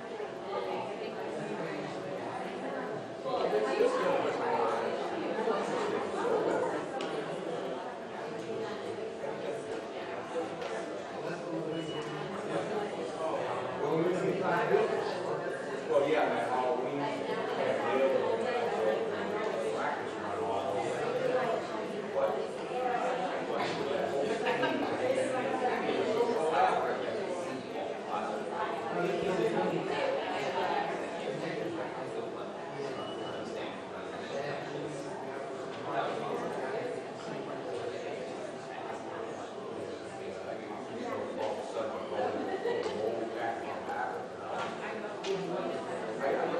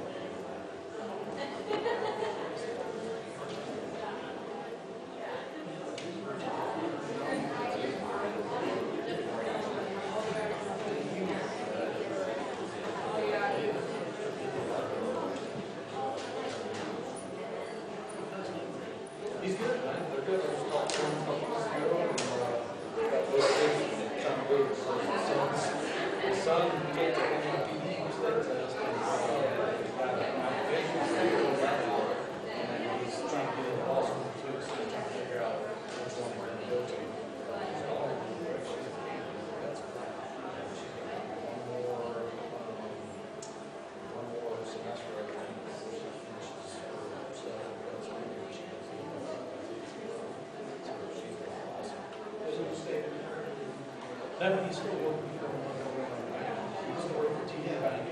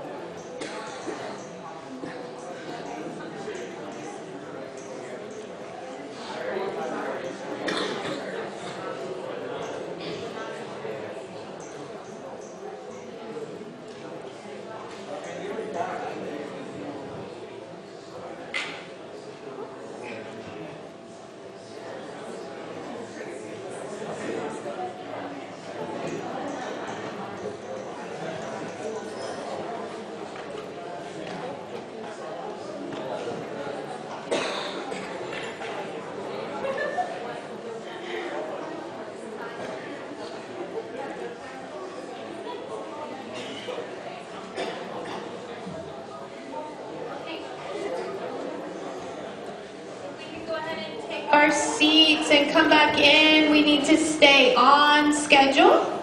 And our next speaker is scheduled to start at 10:15. So to stay on schedule and get you all out of here on time, we need to go ahead and get started.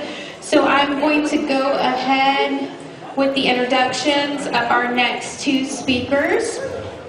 Our next speakers are Lieutenant Stephen Pacheco and Danielle Thompson. Lieutenant Stephen Pacheco began his career with the Lakeland Police Department in 1987 in the Uniform Patrol Division. He's been a member of the Special Tactical Alert Team and later the Special Investigation Section, where he served as a narcotics detective, intelligence detective, and task force agent with the Drug Enforcement Administration in Tampa, Florida. In 2000, he was promoted to sergeant, and since that time, he has supervised officers in Uniform Patrol, the Neighborhood Liaison Section, and the Special Investigation Section. In 2012, he was promoted to the rank of lieutenant, where he supervised a Uniform Patrol support shift and the Criminal Investigation Section. He's now assigned as the officer in charge of the Office of Professional Standards, where he oversees the department's internal affairs unit. Pacheco graduated from St. Leo University with a Bachelor's of Arts in Criminology and is currently pursuing his master's degree at the University of Louisville, Kentucky. Danielle Thompson is a projected graduate from our wonderful Polk State College Bachelor's program in Criminal Justice, and she will be graduating at the completion of this term. She currently holds an Associate's of Liberal Arts, a certification in First Responder, and a certification in Critical Incident Stress Management from the National Association of Hostage Negotiators. Danielle is the administrator for the volunteer group Florida Leo Fire and EMS Wives. Over the last 4 years, she has been instrumental in the organization of this group, which focuses on the importance of family and spousal support within law enforcement, fire, and EMS departments and communities. It's with great pleasure that I introduce Lieutenant Pacheco and Danielle Thompson.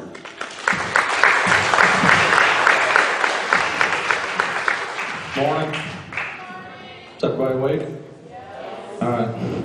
I move around a lot, so if I get in the way, I'll hopefully this clicker works for me today. All right. I know that a lot of you are criminal justice majors, but how many of you actually have thought about becoming a police officer? Ooh, a lot. Good. All right. One of the things that I want you to understand today is that police officers are different, okay? And one of the things that I'm going to talk to you about today is the evolution of what we go through as people as we stay in this job for any length of time. She just told you, June 1st is my anniversary date with the Lakeland Police Department, and I finished 30 years with the Lakeland Police Department. I've had a lot of assignments and have done a lot of things during those 30 years, which has gotten me exposure to a lot of things. Tommy talked to you, and I've known Tommy for my whole career. I think I've known you, Tommy. But Tommy talked to you today about that investigation, which if Tommy actually sat here and told you his personal story, he would probably say that that investigation took a toll on his life from a personal level. Not only his relationships with his family, but just personally on what he went through and the struggles that he went through trying to solve that murder. So that's what we're going to talk about today. I'm not going to talk to you about police work in general, but I'm going to talk to you about us as human beings and what we go through as human beings, being police officers and being agents or whatever it is, the function that you have. This really ties right into public safety in general, because things that we go through just as police officers, you have EMS workers, there's nurses, there's other professions that struggle with the same things that we struggle with as police officers, not only just what we have, okay? The diagram that you see on the screen right there is just what I call dimensions, okay? Each of us as human beings are born, we're raised by our families. You may come from a broken family, you may come from a family that's still together, but we all have dimensions that make us who we are, okay? We're all raised differently. Some of us may be raised in a predominantly Christian family, maybe not a Christian family, but we all are raised with some types of values and ethics and some things that are important to us, okay? You may be a sports person, you may be a church person, you may choose certain types of friends, but all of those things that you see on that screen right there is what are some things that make us up as human beings, okay?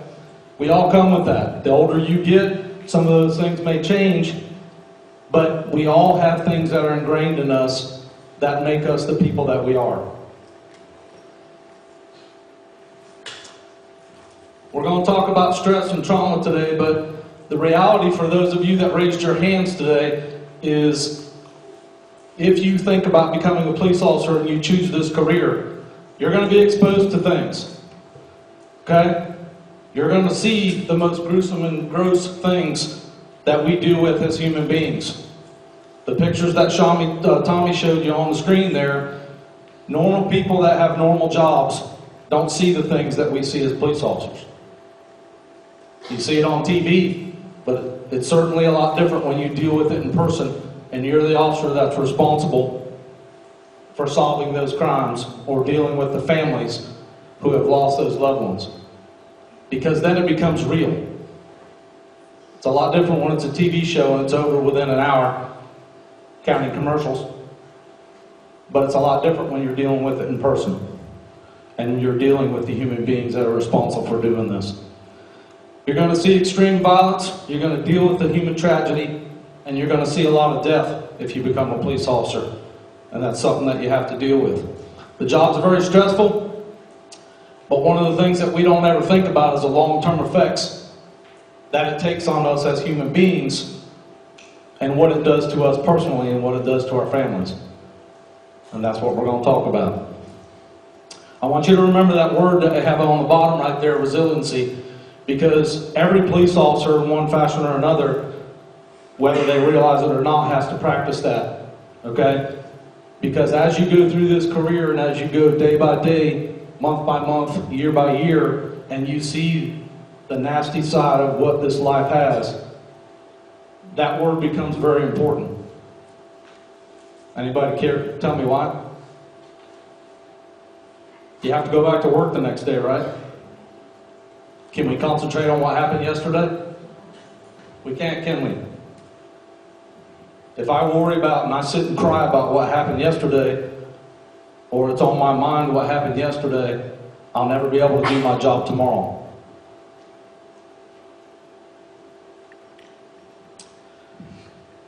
One of the things that I want you to know is that we change when you become a police officer. 30 years later, I'm not the same person I was when I started this job in 1987. Tommy, are you the same person? Absolutely not. Huh? You're better? You got more gray hair. But you're not the same person. We have to change. We'd never be able to do this job if you don't change as a person. You become tough, you become cynical, and you start looking at life a different way. You start looking at human beings a different way. When somebody calls 911, what are they asking for? They're asking for help, right?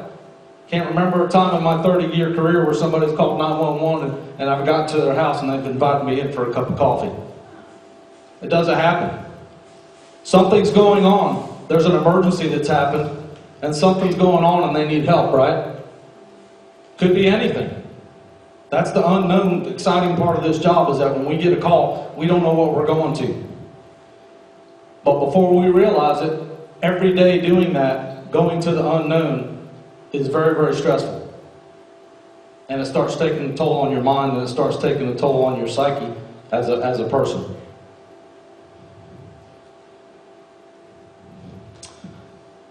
Remember this, no officer is immune from dealing with the emotional stress and the trauma that they see during their career. It's not so much one time, but it could be. But over the course of however long that you stay in this job, the cumulative stress of a year of seeing death and seeing things can take a toll on your mind if you let it. That's the biggest thing that's on the bottom, is that sometimes everybody thinks that police officers and military people and everybody, that we're not, sometimes we're not huge superhuman, we're heroes and, we're Superman. But we're not. We're human beings too. We have feelings and we think about things. We think about life. We think about death. And we think about things. We have families too that are important to us. Some of us have children. And those are things that we have to deal with also. Just a statistic from last year, but these are the line of duty deaths in different categories that happened in 2016. You can see that there are 140, and look at the gunfire line, but last year was kind of a weird year, and it's kind of continuing. There were some police officers shot last night. Are y'all news junkies? Anybody watch the news? But there were some police officers shot last night also. It seems to be that gunfire has increased, and the attack on police officers is pretty prevalent right now, and that adds to our stress. Police officers, majority of agencies now work 12-hour shifts. How many different police calls do you think we can go to in a 12-hour period? A lot, right? Depends on how long, depends on what kind of crime it is, and it depends on how much time an officer has to stay at each call. You of those that raised your hands, this is something that I want you to think about, but you can go to a lot of different calls and there can be a lot of different stressors during just that one 12-hour shift. Okay? Have you thought about getting into this career?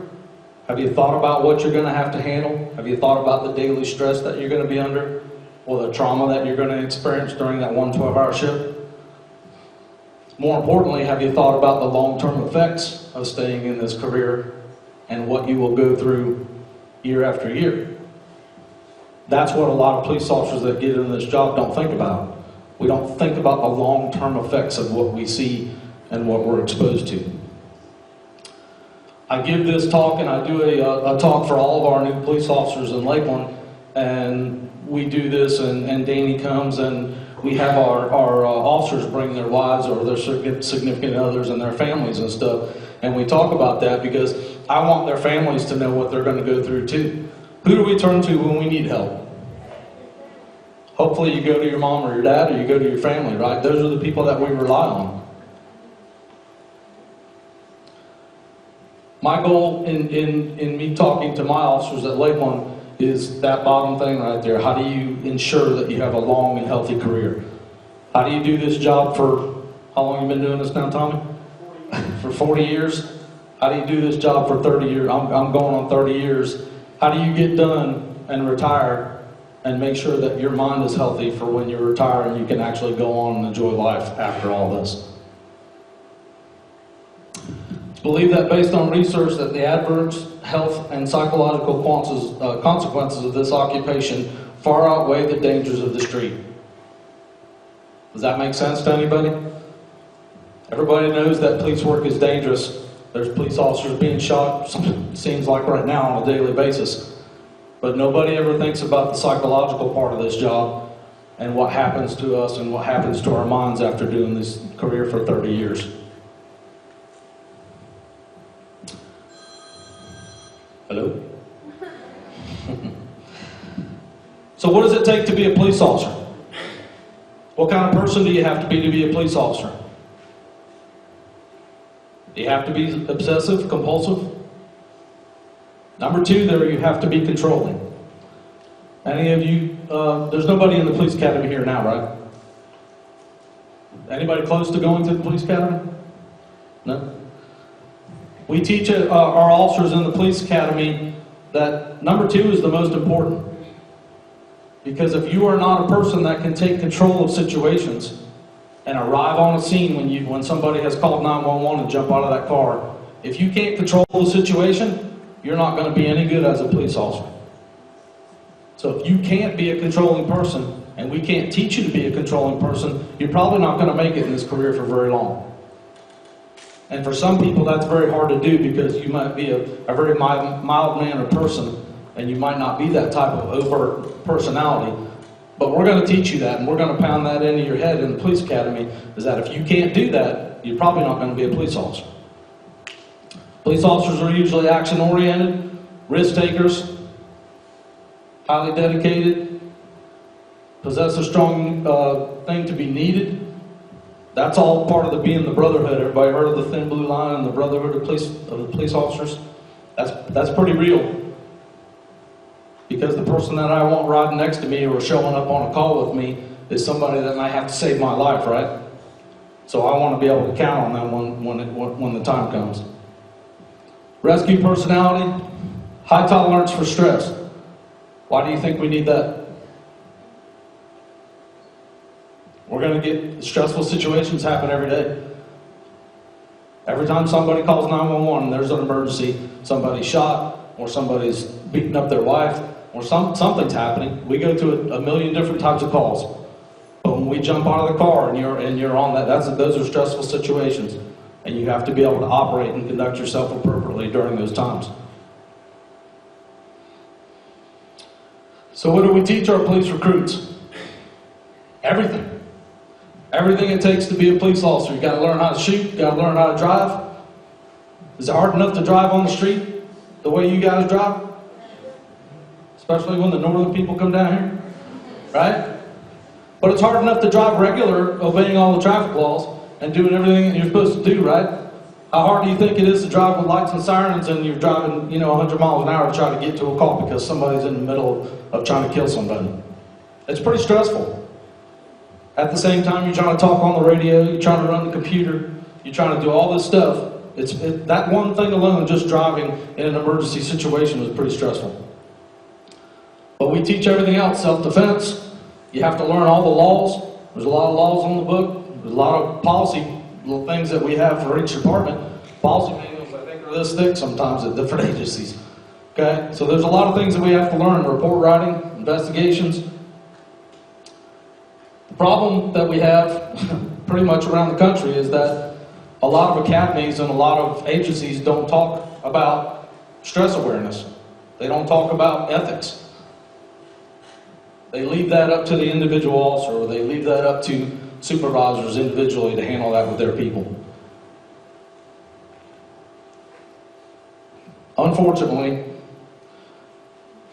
we teach everything and anything that we can for us to be able to help other people, but we don't concentrate anything about how to help ourselves. And that's unfortunate. The unfortunate part about a lot of academies and a lot of what agencies do to not help their people.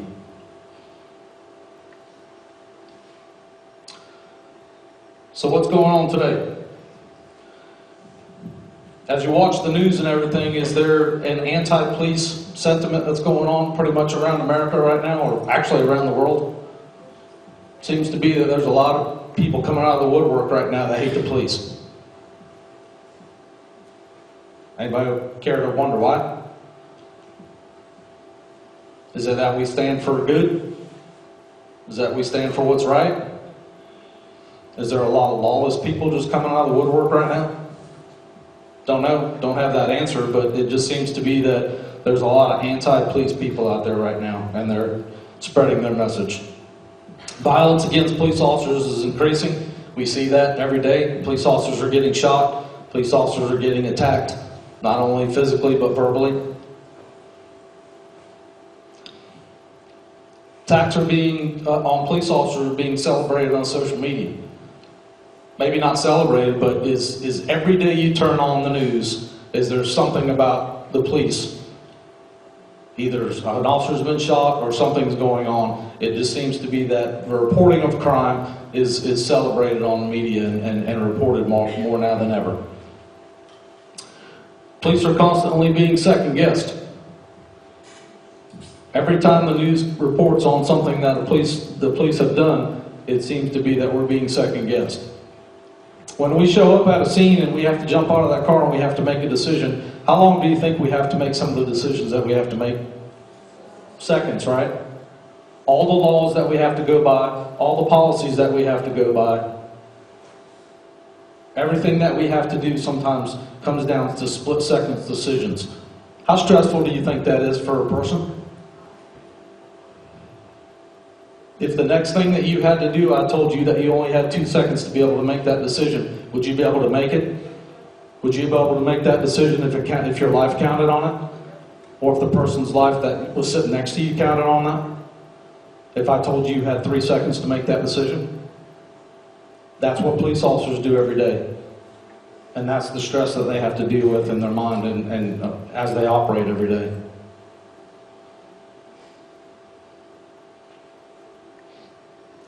Blocking my signal. Maybe not. What does the public expect from us every day? When they call the police, whether it be on the non-emergency line or the emergency line, they want us to show up and they want us to handle their problems, no matter what it is.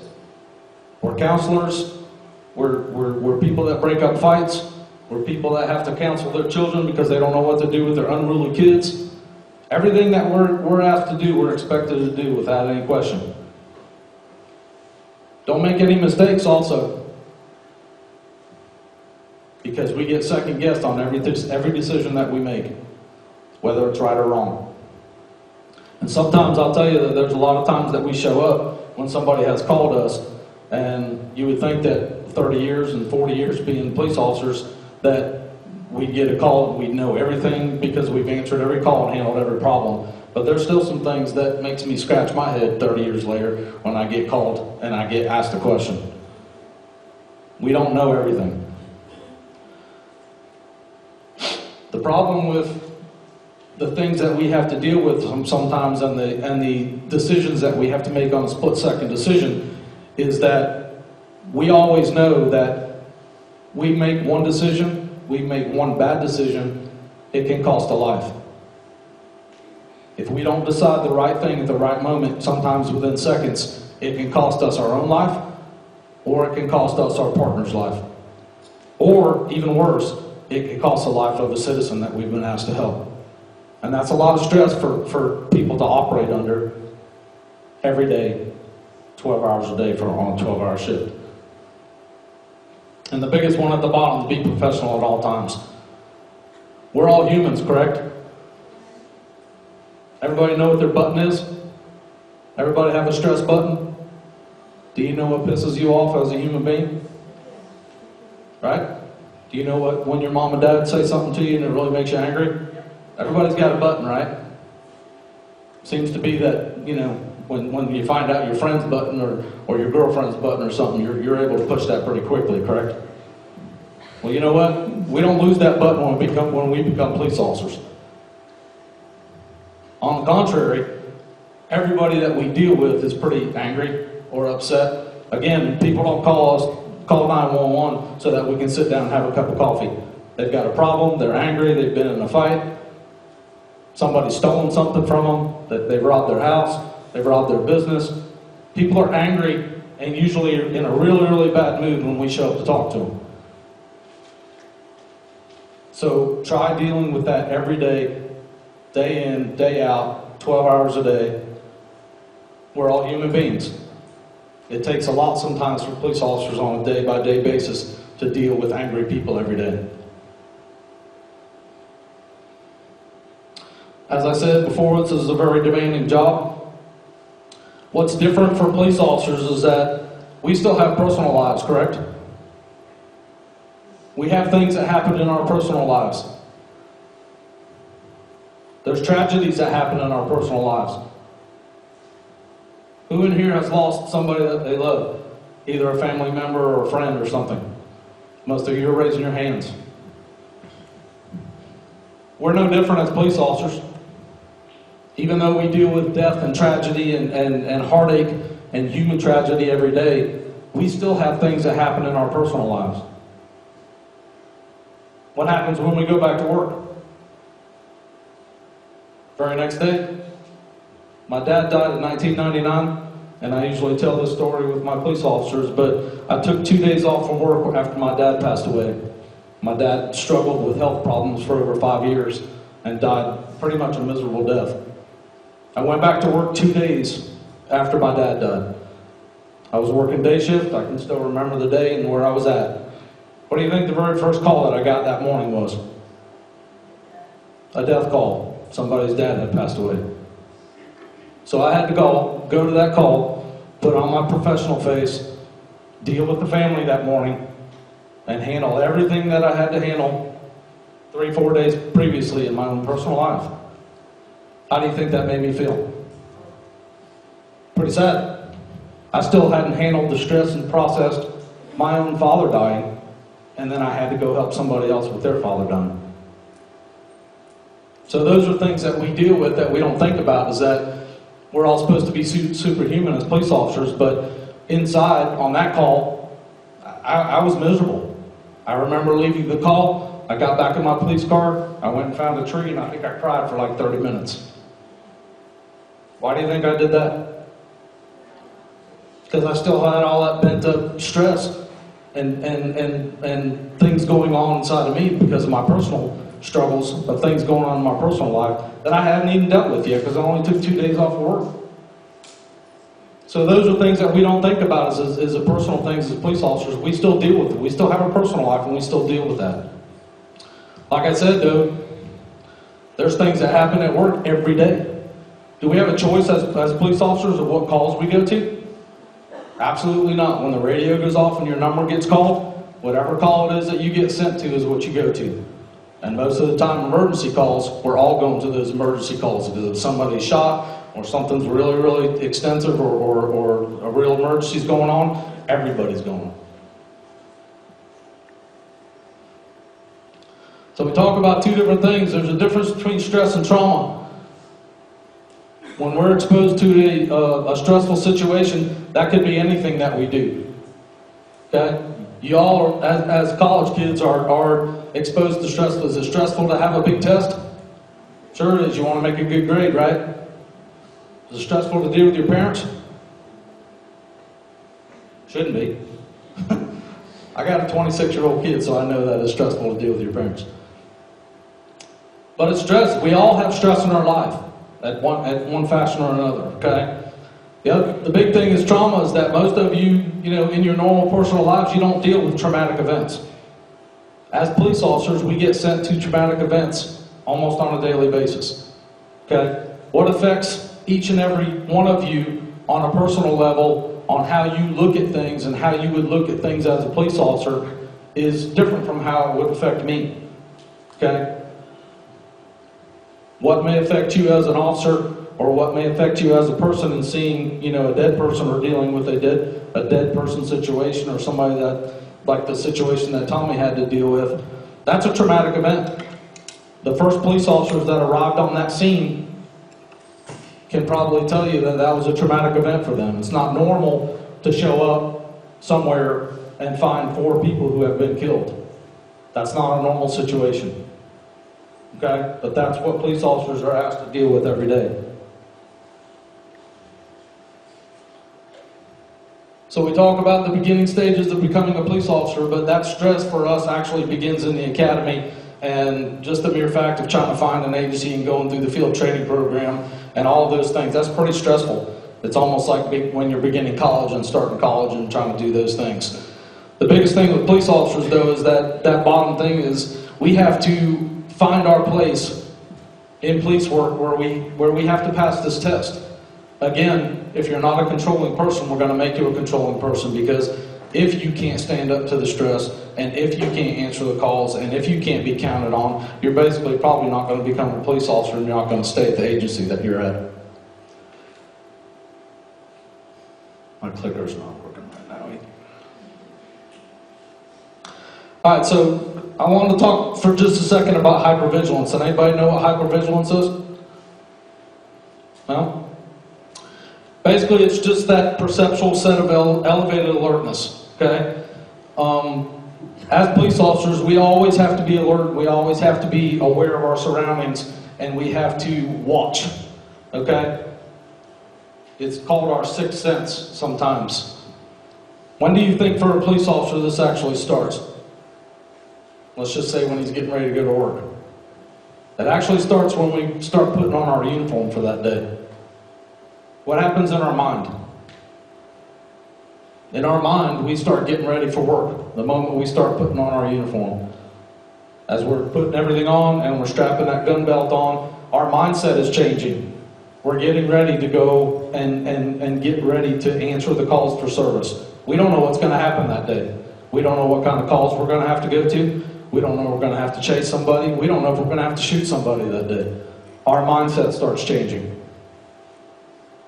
It all happens, and I'm not going to go into the science of this, but it all happens in the brain, and it all happens in this sympathetic division of your brain right here, which is the fight or flight part of your brain. Okay? When you get mad and people, push that button that we were talking about, that starts your brain and starts doing things in your brain, right? You feel differently, don't you? You get angry. Well, there's a part of your brain that makes your body do things that you have no control over. And that's the part.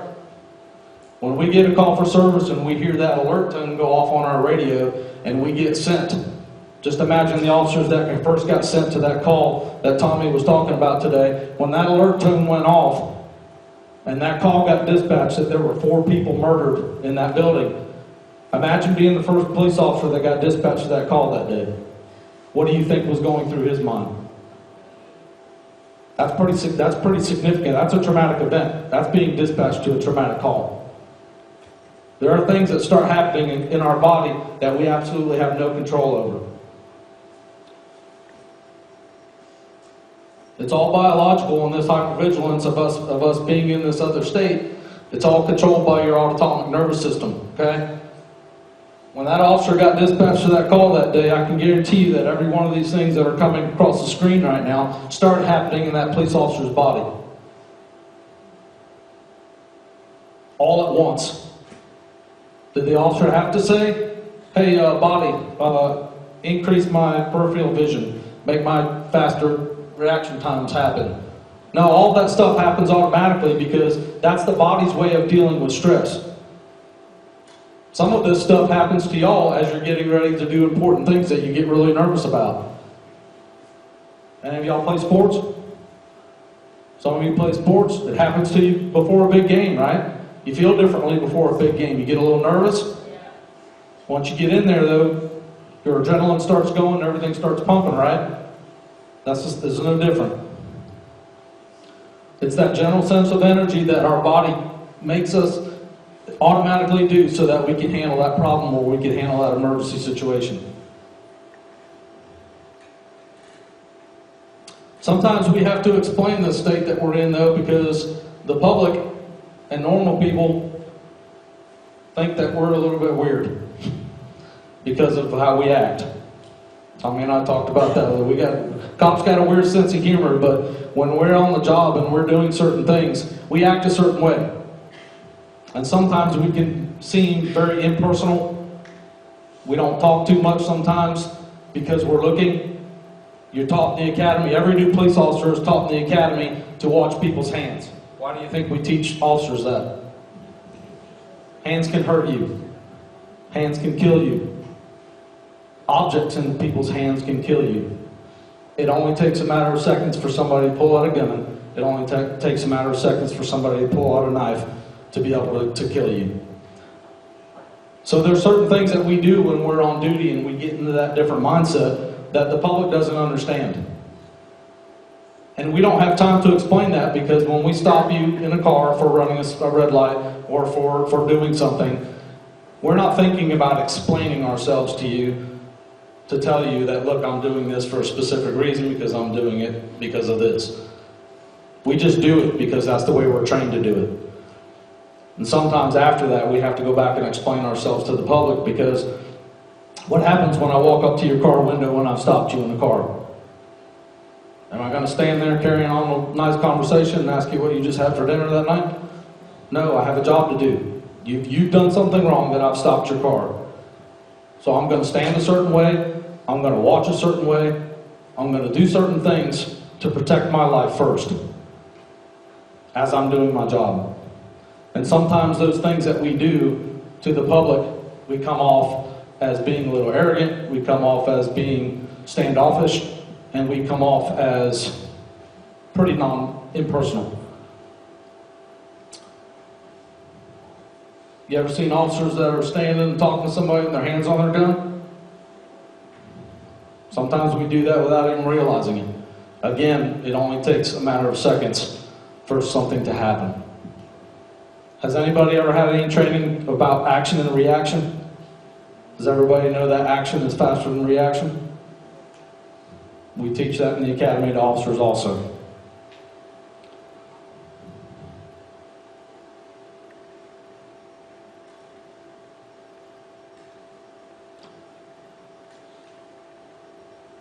So I talked about just a tad about we have to be different people. And we end up turning ourselves into different people because of everything that we deal with on a daily basis.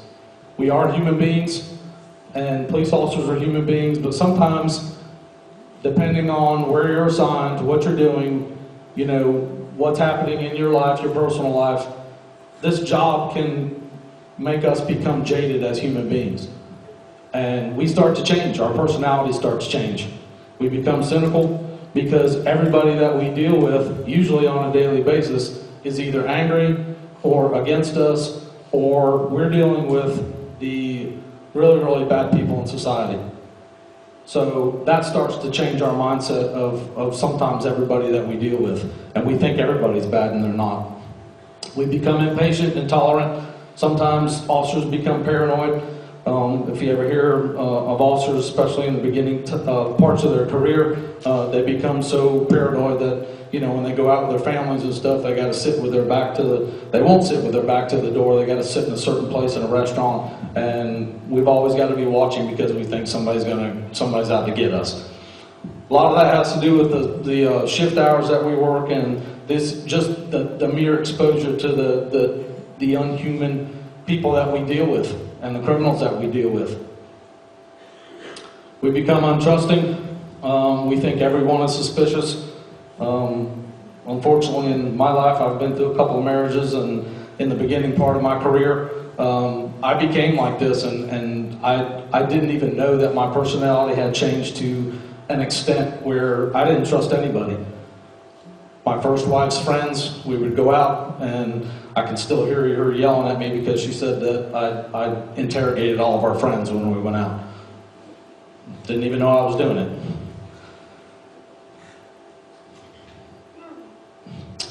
We definitely become opinionated. We got an opinion about everything. And we get angry and we can get depressed.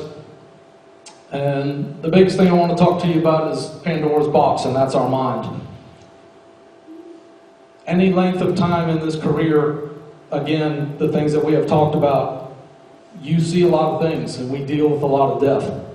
We see a lot of crime scenes. We see a lot of dead bodies. We see a lot of abused kids. And just overall human misery that we deal with on a daily basis can really take its toll.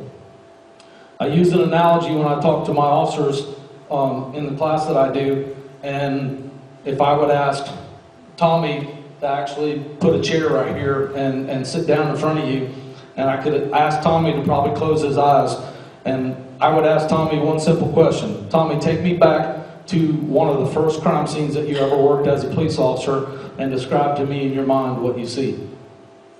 And the mind is so powerful that I can guarantee you that Tommy can take me back in his mind and he can recall 40 years later vivid details of what that crime scene was.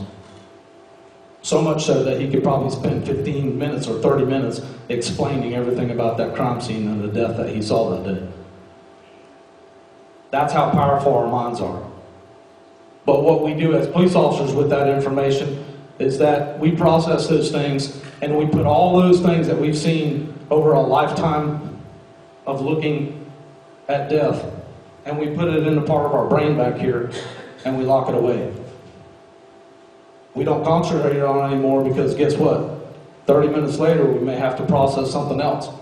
We may have to go to another death scene that day. We may have to go to a child that was killed or a child that had died, and then we have to deal with that. We get done with that call, we lock it back in a part of our brain again. Maybe we don't deal with anything else that day, but the next day we come to work, we deal with something else. So years after years of doing this career and dealing with all those things, we lock all those things in the back of our brain, but they're still there. The memories are still there, the images are still there, and the details are still there.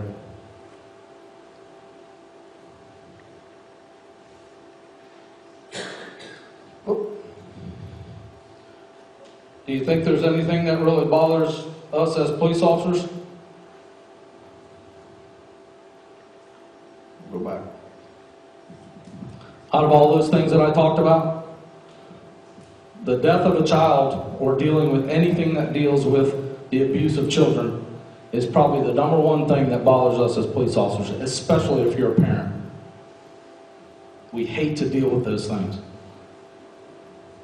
As police officers, us seeing another police officer get killed or injured really affects us. You wouldn't think that, being involved in an officer-involved shooting, but as a police officer, if you have to take another person's life, no matter what the reason is, that stuff bothers us as human beings. All homicide scenes, the suicide scenes that we've gone to, or any kind of bad, really car wrecks and things like that. Again, not normal stuff that we see on a daily basis, but that's what we have to process. That causes emotional changes in us as officers. What happens is that over the course of time, as police officers, we can slip into this I used to syndrome, which basically All those things that I talked about at the beginning of this presentation today, all of those things that make us human beings, the human beings that we are, the caring human beings that we are for other people, all those things start to disappear. Because all we think about is police work, all we think about is the human tragedy and everything that we have to deal with on a daily basis, and all we think about on a daily basis is going home alive. Every shift that we deal with. So for a lot of police officers, they slip into, again, depression and things that happen to them because they don't feel like they can trust anybody, they don't feel like they can talk to anybody, they don't feel like they can even talk to their spouse or their mom and dad about anything because they won't understand. You don't understand me because you don't live in my world. You don't see the things that I see on a daily basis. You don't deal with the things that I have to deal with on a daily basis. So you'll never understand. I could spend hours telling you about my life and you won't understand. So you're left with just that. I'm a police officer. And the only people that understand me are other police officers. So those are the people that I associate with. And the blue line, my blue line family, are the only people that I'm going to hang around. And you lose all your friends that you had in the normal world. You lose all your associations with other people. You quit going to church. All those things that were important to you, stop doing those things. And it can take its toll. So again, we talked about, is life going to stop because of what's going on? Absolutely not. Things still happen, right? As cops, we're expected to solve everybody's problems, but sometimes we have things that happen in our personal life that we can't control nobody, and we don't know who to turn to sometimes as police officers. A couple of statistics to consider is that during the first 1 to 3 years, this job is really exciting, and I'm going to tell you in a minute that, as many things as I've talked about is how depressing this line of work can be. It's actually a very rewarding career. Most of us wouldn't stay in it for a lifetime if it wasn't. So between 3 and 5 years, you can see things for what they really are.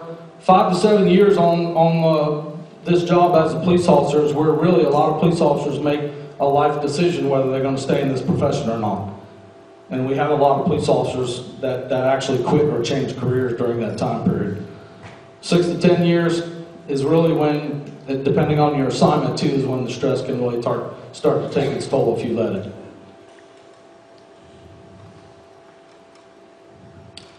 Unfortunately, as I'm a victim of, but officers have a high rate of divorce. Health reasons, officers have a highest rate of heart disease, stroke, and cancer out of Americans. Does anybody want to take a guess at why? The stress. Hopefully you don't smoke. That's not gonna help out, right? What about our diets? When you work midnight shifts, what's open at night? Lenny's or Denny's, whatever you want to call them, right? Sometimes we don't have time to eat. What do we do for 12 hours a night? What do police officers in uniform do for 12 hours every day? They ride around in a car, right? When do they get out of the car? When they get a call sometimes. So the sedentary life that we deal with, day in and day out, we're riding around in the car for hours at a time. Eating bad food. Hopefully you're not smoking, drinking Coke. It can take its toll. Substance abuse, thank God we don't really see that too much at our agency, and I think that most agencies don't, but in a lot of big agencies, I think you see that more than you do in smaller agencies. But drinking alcohol is probably the biggest thing for a lot of agencies, because that's a police officer's way of dealing with the stress. Going out after work with your buddies so that you can talk about the day and over some beer. And then that leads to other things. What most people don't know is that officers have a very high rate of suicide. And that may not happen during the course of their career, but sometimes it happens when they retire. Because really that's the first time after they retire and they get away from the job for just a little bit, that's the very first time that they've actually dealt with all the stuff that they've seen during the course of their career. because they got time to really sit and think about it. Also, part of that is actually losing their self-value and their self-worth and their identity, because I'm not a police officer anymore. Who am I? What do I have to go to? Do I have something else that can give me the authority and everything that I had for so long?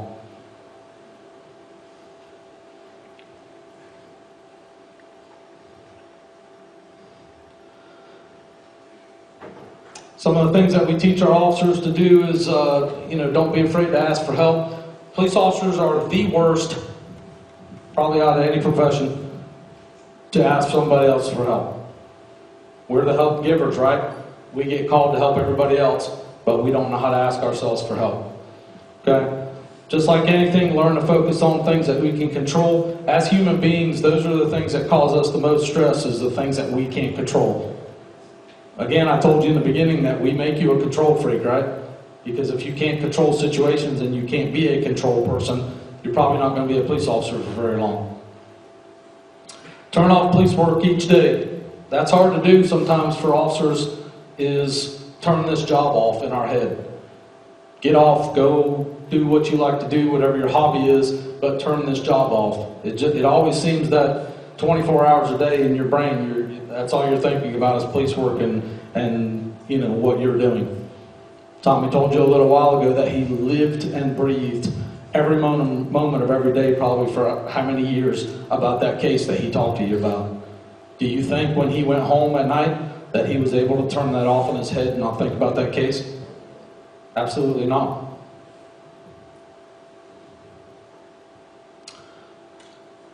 We have to establish our own priorities, and we have to learn what our stress triggers and stress symptoms are.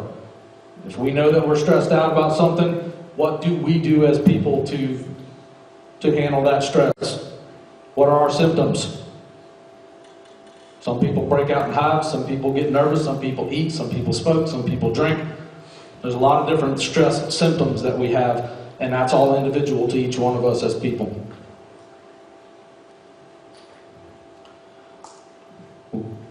Biggest thing we have to do is manage our relationships. Maintaining a healthy lifestyle is probably the biggest thing that I tell officers, because physical exercise and having a good diet will actually extend your life. It actually is a very good stress management tool also. So if you exercise, there's many studies on physical exercise, on the effects of the body and how you can handle stress with physical exercise. Spend time with your family.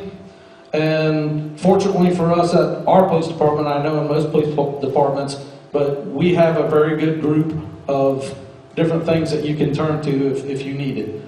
Family, number one, we have an EAP program, which is an employee assistance program, that if you wanted to reach out to them and you needed help. Of course, everybody has church if they belong to a church.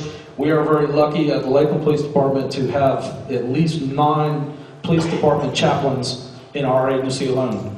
So we have chaplains that actually come to all of our briefings if they can, and they participate in our department functions, and there's a wide variety of different chaplains who actually are counselors and can help us with the problems that we have. So if we don't feel comfortable turning to family, we don't feel comfortable turning to somebody else we work with, we have actually chaplains who will sit and talk to you. I lost my whole screen.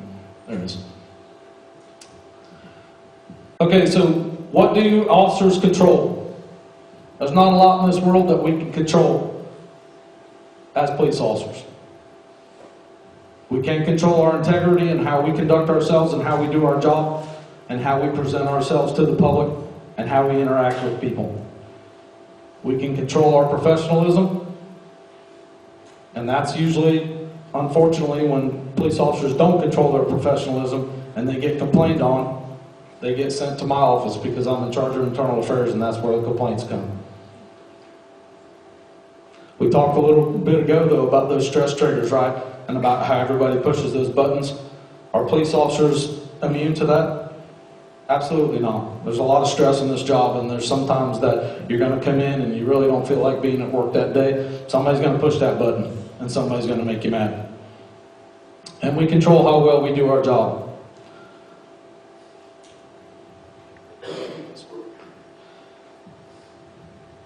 So there's a lot of things about police work that can actually cause us a lot of stress.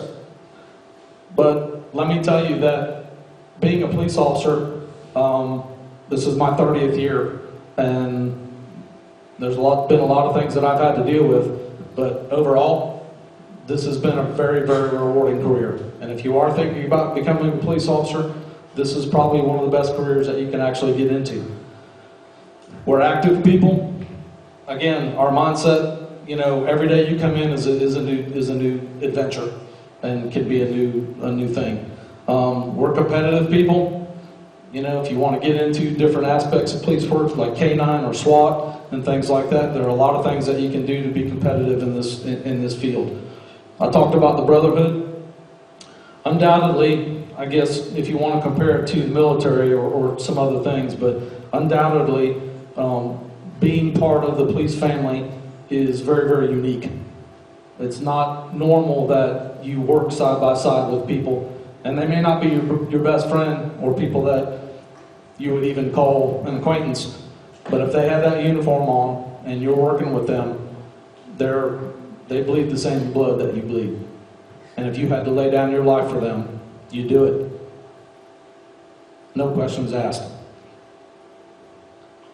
We have a lot of community pride. This job is still about helping people.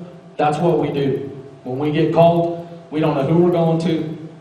Most of the time they're complete strangers, but that's what we do, is we help people.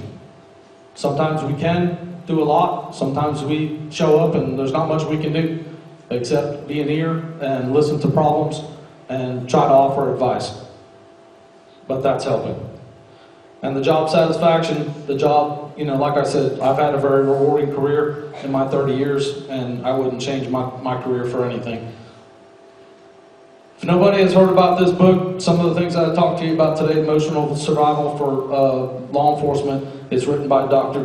Kelvin Gilmartin, and a lot of things that I talked about today are covered in that book. But if you ever get a chance to buy that book and read that book, especially if you're thinking about becoming a police officer, this is the book that you need to read, and you actually should have your families read this book too, because it explains everything that we talked about today.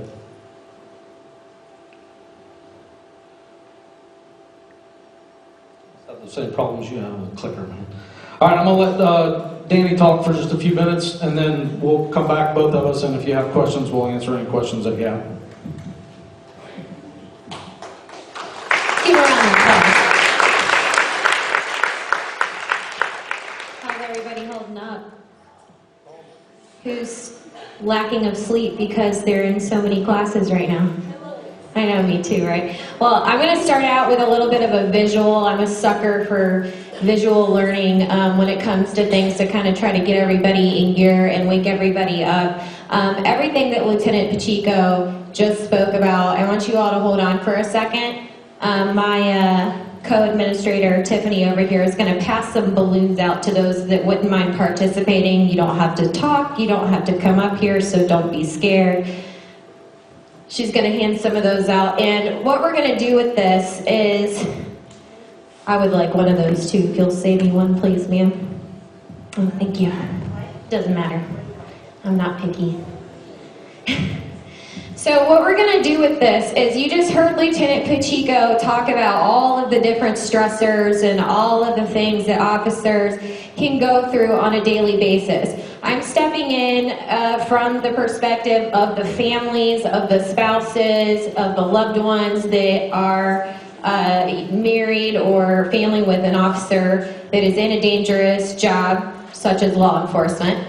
After we get these balloons passed out, I'm going to go through some scenarios with you, and I'm going to give you a little cheating hint. Every scenario that I give you should require one breath into the balloon. If you do not put a breath into the balloon, you have a heart of black, and you might need some sensitivity training. So we are going to, I think we've got them pretty much passed out already. We are going to go ahead and get started with this. So this does not have to directly apply to you. Let's say you are an officer and your wife just lost You and your wife just lost a baby. This officer goes back to work.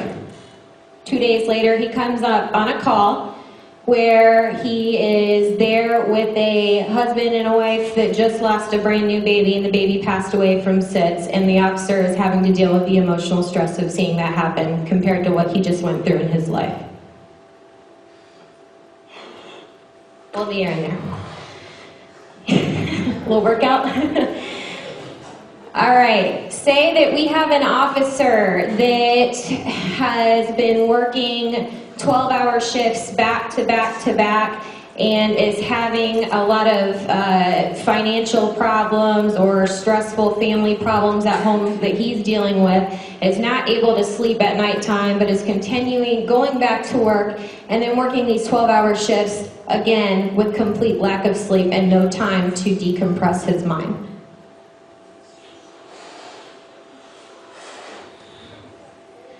Let's say, now from the spousal side, you are a law enforcement spouse and you get a phone call from somebody at your department that your husband or wife was bit by a canine dog. This is a true story, by the way. You don't know his condition and you're very worried and concerned.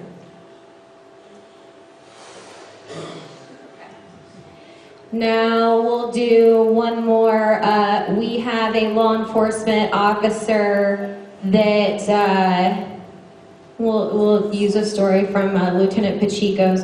Had a family member pass away. I know it's similar to the first scenario, but had a family member pass away and had to come up on a call and deal with something similar with that. All right, so everybody's balloons seem kind of full now. So I want you to do me a favor, if you don't mind, just stand up where you are. Hold your balloon up in the air. This is representing either after a long day or a full career of stresses, of mental hardships, of everything. Now, on the count of 3, I want you to just let your balloon go. 1, 2, 3. Professor, I promise I'm going to pick all these up when I'm done, okay? Okay, you can sit down now. But that's just a visual to everybody about if this stuff builds up in you, whether it's through a 12-hour shift or through an entire career, what can happen if you don't deal with the stress and maintain a strong mental stability level throughout your career? The stuff that Lieutenant Pacheco talked about is all very real. Every scenario, too, that I just gave you are scenarios that either I have been through or that from people that I know have been through, and it's real stuff. It happens. Some of you might wonder why somebody like me is concerned about this or has a large amount of passion for this. Has anybody seen the TV show Blue Bloods on CBS? Yeah? I know, right? Awesome show. If you have not seen Blue Bloods is a TV show that's based around a family of law enforcement. The majority of them are all family members. They have their special Sunday dinners and talk about everything that's been going on a day-to-day basis. Well, I'm still waiting on the phone call to join the TV show because that's basically my family. My husband is a lieutenant for Winter Haven Police Department. I have a brother and a sister-in-law that are a lieutenant and a captain for Lakeland Police Department. I have a cousin who is a sergeant for Orlando Police Department, another cousin who is a sergeant in Illinois. I also have an uncle that just retired from being chief of police for 15 years at Clewiston Police Department. His 2 sons went on to be police officers, and they are both patrol officers in northern Florida right now. And my youngest cousin was just recently hired on for the Florida Highway Patrol. So when I say I understand the different aspects and the levels and the amount of stress that these officers, these men and women go through on a daily basis, I'm on the other side of it. You heard Pacheco's side of what the officers go through, but what a lot of people forget to understand is that support system that he's talking to you about, that he told you is so incredibly important and necessary to have in a position like that. That's us. We're in the background, and we're here to support these men and women and help them get through these careers. And in turn, we now realize that we have to figure out how to not only support them, but upkeep our own mental stability and capacity at the same time. We're watching our loved ones go through positions like this, and we're watching them have to deal with death and tragedy and violence and just gruesomeness, horror. And they have to come home from that and decompress, and when they come home to their family. And so it's not only the men and women that have to make sure, that are in law enforcement, that have to make sure that they can keep that up, but it's the families as well.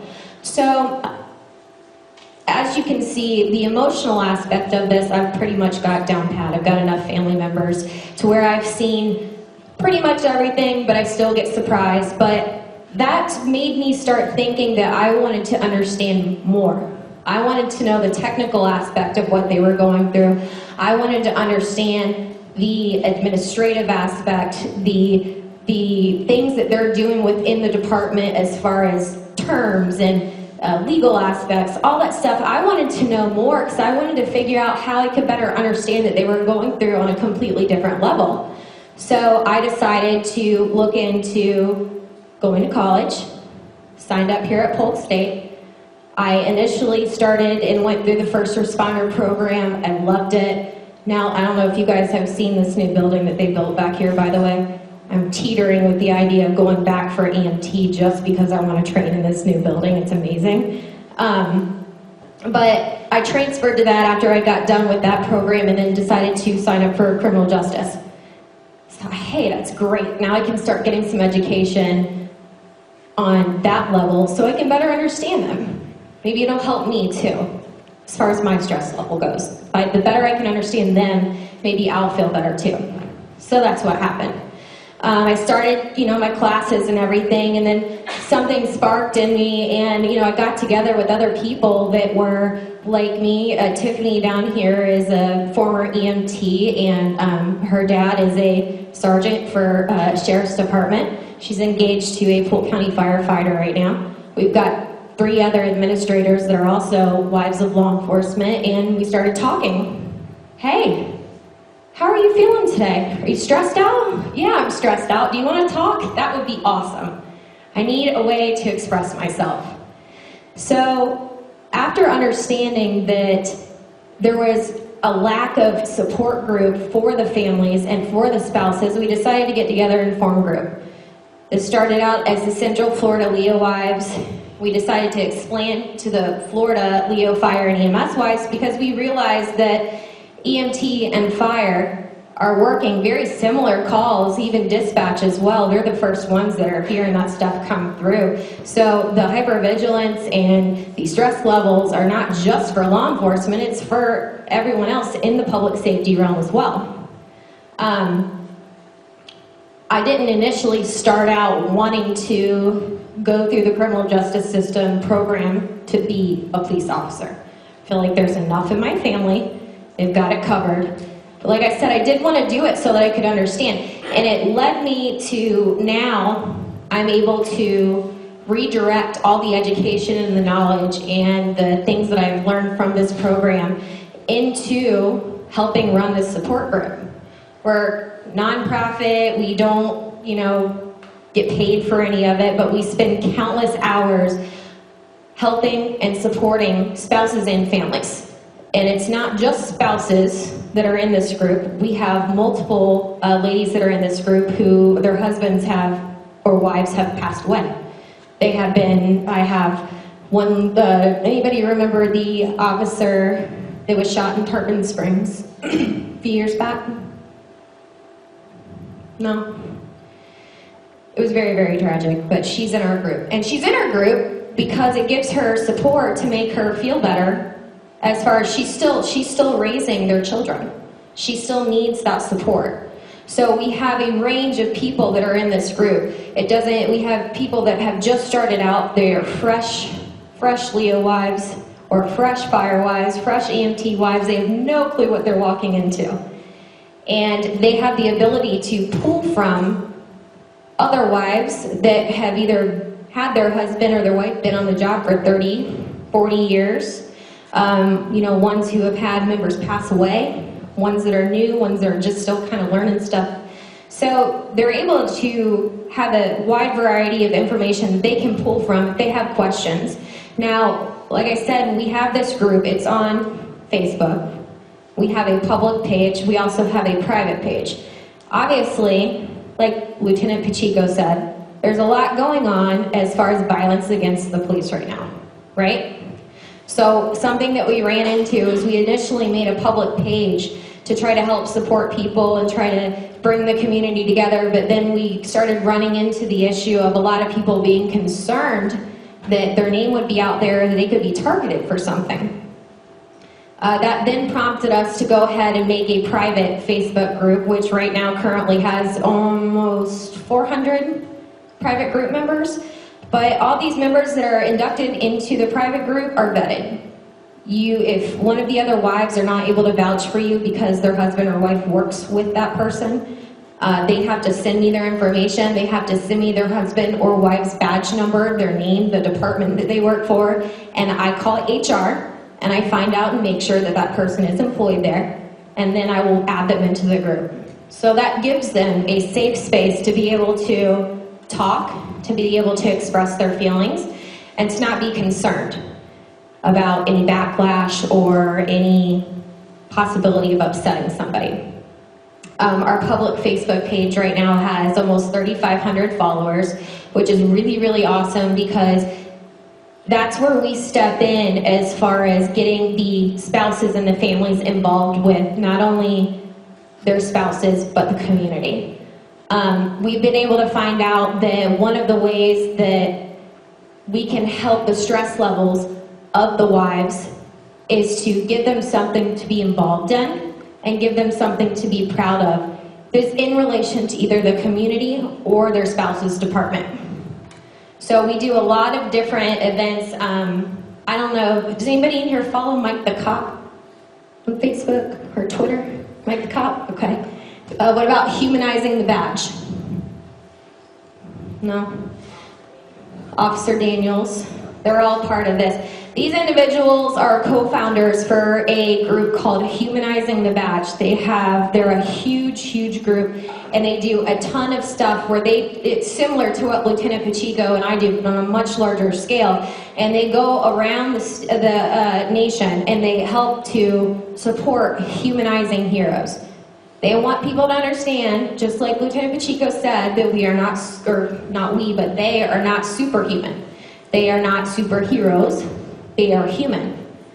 So we had the opportunity not too long ago to partner with them when they came down to Orlando after there were some issues that happened there, and I'm sorry, you're right, the Pulse. Right after Pulse happened, they came down and we did an emotional class at the FHP Lodge down there to try to help some of the officers that were involved in that, because a lot of those guys, were working shift after shift after shift. I don't know if any of you kept up with that, but they had local restaurants delivering food. They never got a break. They just were constantly around the clock because it was a big threat. They didn't know what to do about it.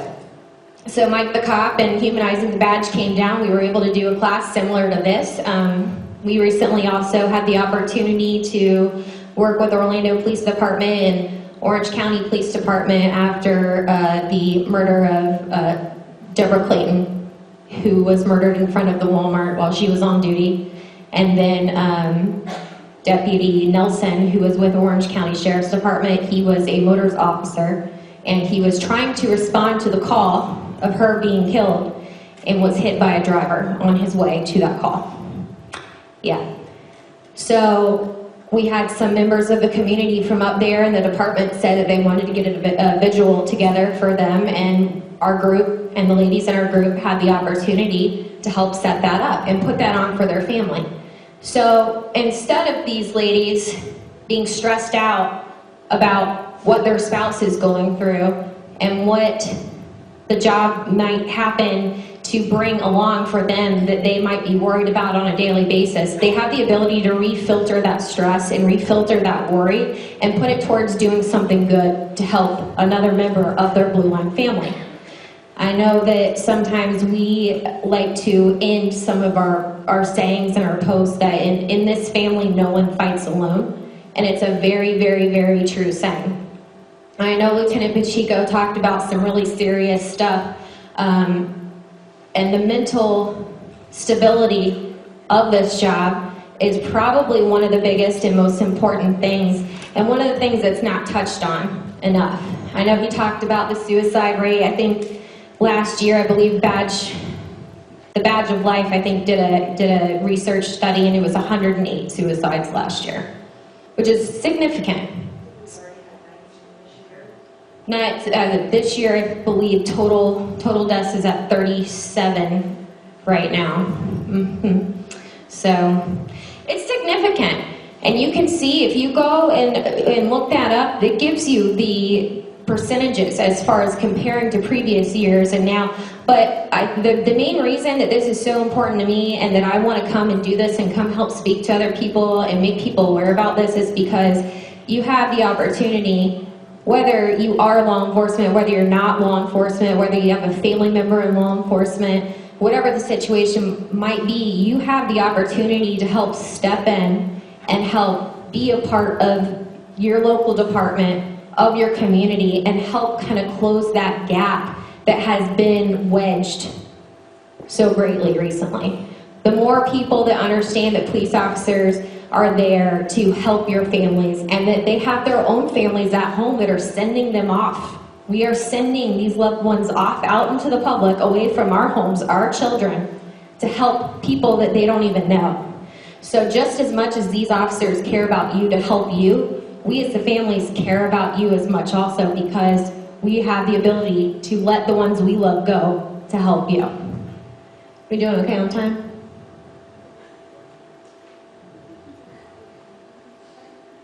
Okay. Yeah. So anybody, we'll give this back to Pacheco, but if you guys have any questions about anything, and also if you have your phones on you, I know you're not supposed to have your phones on you, but take 2 seconds and whip your phone out, and if you have Facebook, find Florida Leo Fire and EMS Wives on there, like our page, and you can keep up with all the stuff that we're doing, so. Anybody got any questions? No questions? Man, somebody's got to have a question. All right. All right.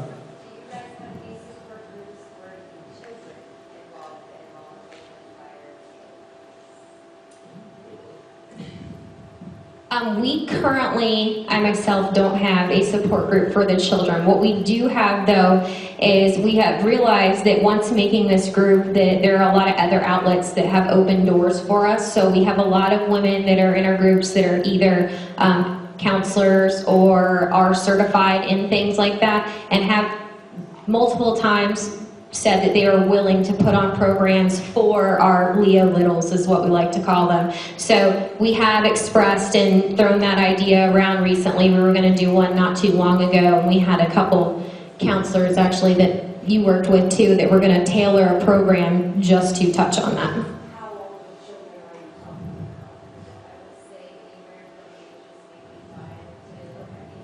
Yeah, and see, that was the other thing when we did discuss that. We wanted to make sure that there would be separate, when I say tailor the programs, because obviously the thing that is okay for a 5 to 8-year-old is not okay for the 16 to 18-year-old. So we had to look into that, and we're still kind of, it's in its infancy stage right now, but that is something that we are able to pull together if something serious happened and it needed to happen right away.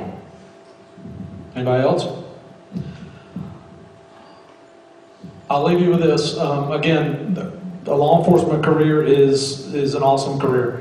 I've had a great experience, and I've had a lot of fun, been a lot of stress. But whatever career you choose, don't think that that career is not going to come with the stress that's associated with that career. So whatever career you choose, if you don't decide to become police officers or getting in the public safety arena, whatever you choose, there's going to be stress associated with that. So whatever you do, just make sure that you find something to help you handle the stress throughout life, no matter what it is, because it's always going to come at you. We always have stress, and it'll slam you in the face sometimes with regards to wherever you're at and whatever you're doing.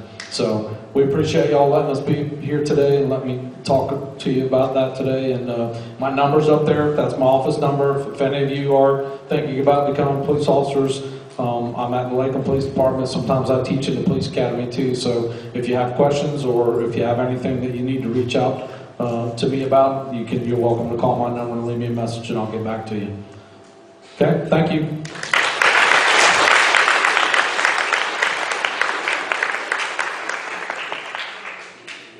All right, we have a little bit of time before our next speaker will start at noon, so you're welcome to visit our Eagle's Nest, get a snack, use the restroom, hang out, chit-chat. If you have any questions for our speakers, they're still here. Tommy Ray's still here if you have any questions before he leaves, and also our last speakers will hang around for a couple minutes in case you have any questions you want to ask, not in front of everybody. Hey, Kathleen, we'll go back to the bus to eat lunch. The bus to eat lunch.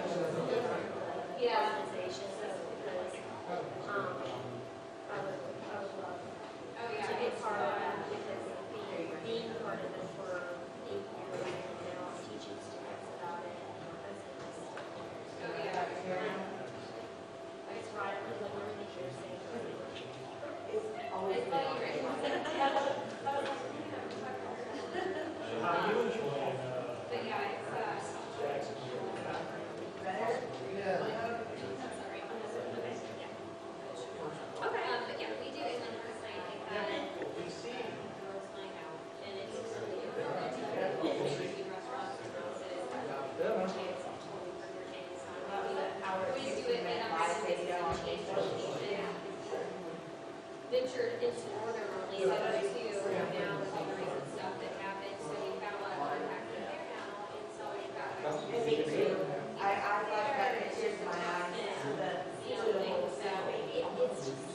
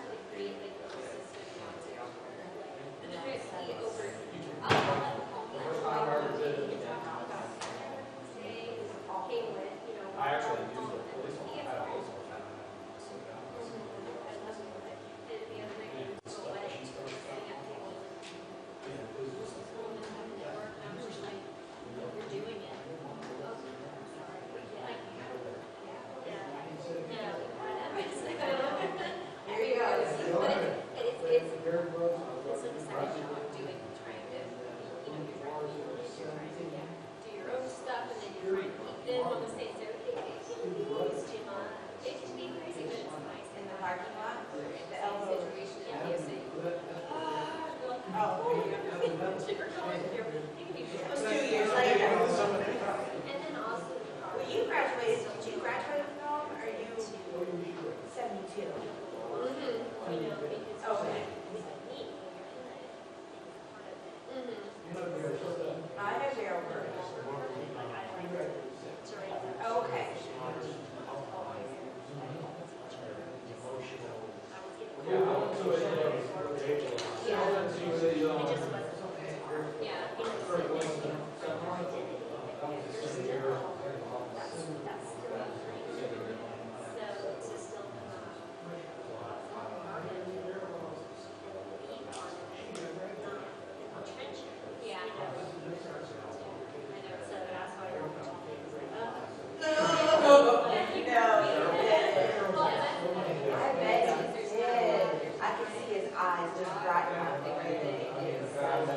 Daryl actually hired my husband.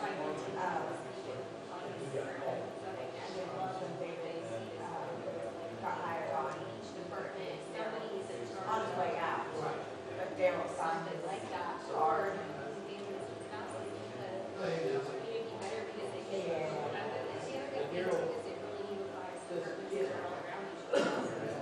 Daryl's a little more serious.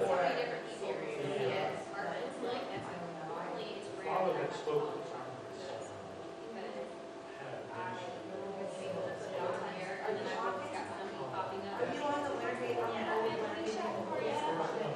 That's why I was like, she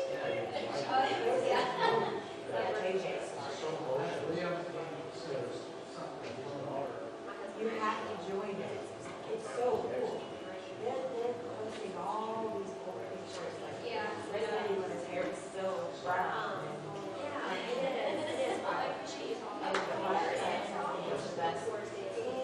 Yes, Are you probably 10? But this is the best.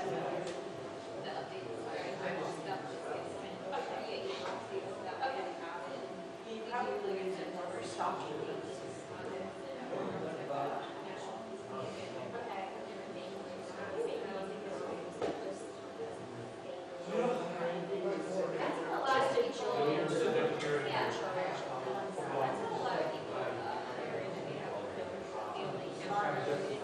Lock everything down. Like if you did join the secrets, then there you need for sure. Okay. So how do I do, if I was on Facebook and I do that, how would I find it? What you would do is go to Florida, fire the messenger, which will pull up our page. Okay. So you pull up the public page. Everybody can see their eyes. Personal message. They'll go directly to that.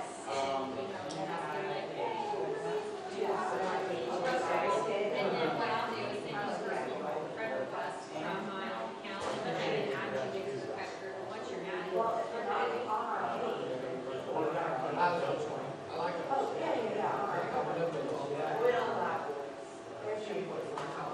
and then I'll send you the private page friend request. Okay, this is all I have to do for you. Okay, and like I said, what you're doing, search your name will pop up. There's no get today. I'm not secret meeting locked. Thank you. I appreciate it. Come on, get in here. Tommy and these arms are like you're standing here. Let's go, everybody. Come on, Bill. Come on, Bill. I should have brought my selfie stick that my mom got me for Christmas. All right, Wendy, for your cheese. Is it a blanket?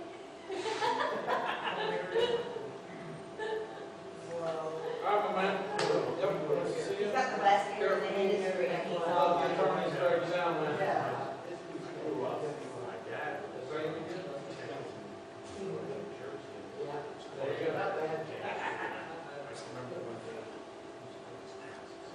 My bar bill in a while.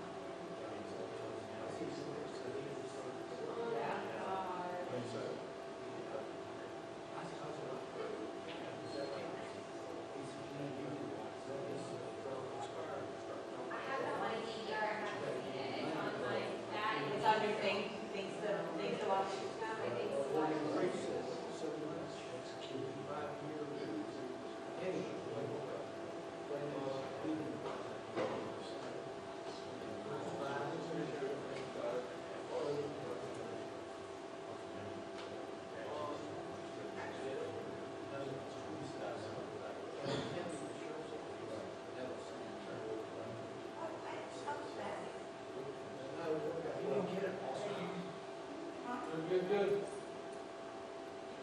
All right, ladies.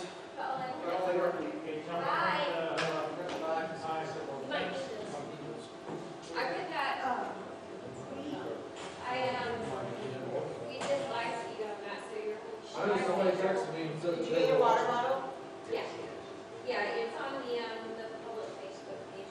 I could share it to you, but you still haven't responded to my friend request, I sent you like 2 years ago. He doesn't ever respond. I got pending probably 200. But there are some of us that are a little important. Yeah. You know, that you might want to. I showed you how much I get on Facebook and post things.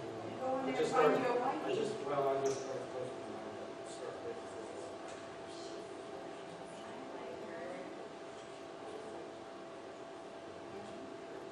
Don't pop the question. Good thing you got back. Lord, yeah, because I was. Are you serious? My friends just got married and they left for Tuesday, Wednesday morning. So I'm hoping. I bet. That scares me. Well, I don't know. And My it is a little bit more prevalent. my new vision is, sounds like fun. Sounds like something I could do. Well, I have a medical background. And I don't know. It seems like a non-committal thing. Well, did you enjoy it? And that is my deal right now in life.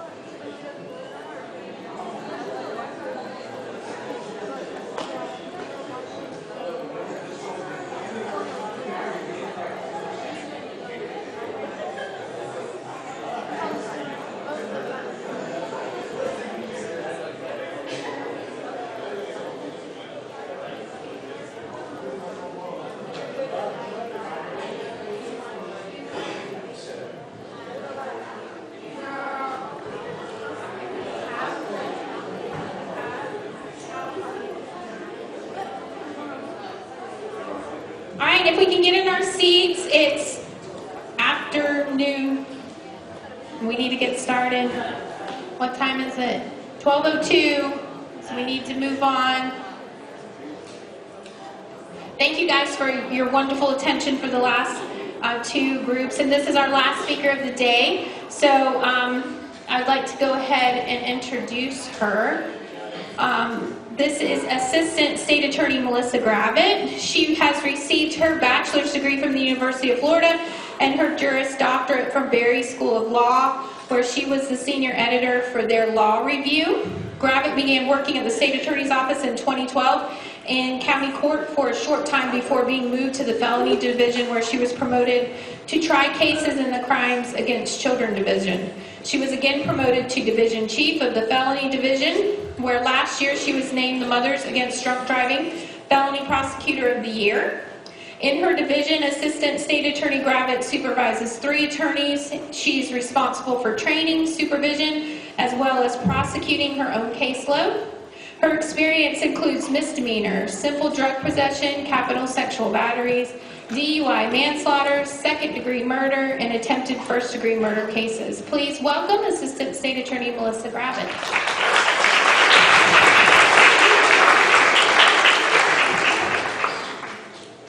Good afternoon, everyone. You're going to have to forgive me. I'm not used to talking, holding a microphone, so just bear with me.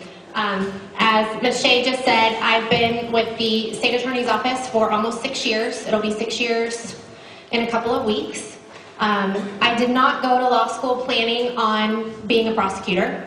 I wasn't exactly sure what I wanted to do, but I knew I wanted to be involved in children's advocacy. I became a guardian ad litem when I was a sophomore at the University of Florida, and helping children became something that was close to my heart.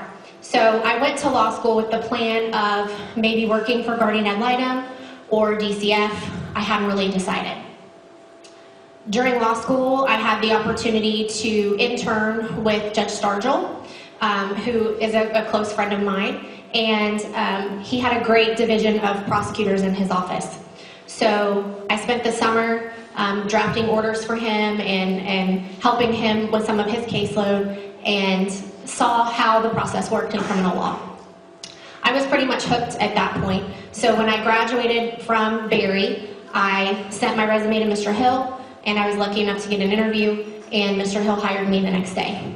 So I've been with him up until his departure. Mr. Hill retired after 35 years in December, and now Mr. Haas has taken over, and he's a great boss as well. So we're kind of each learning our new ways. Mr. Haas, as the new state attorney, some changes have happened in our office, and we're kind of making our way.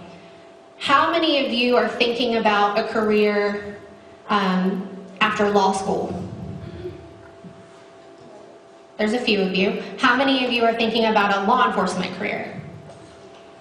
Okay. I ask that because I can't do my job without law enforcement.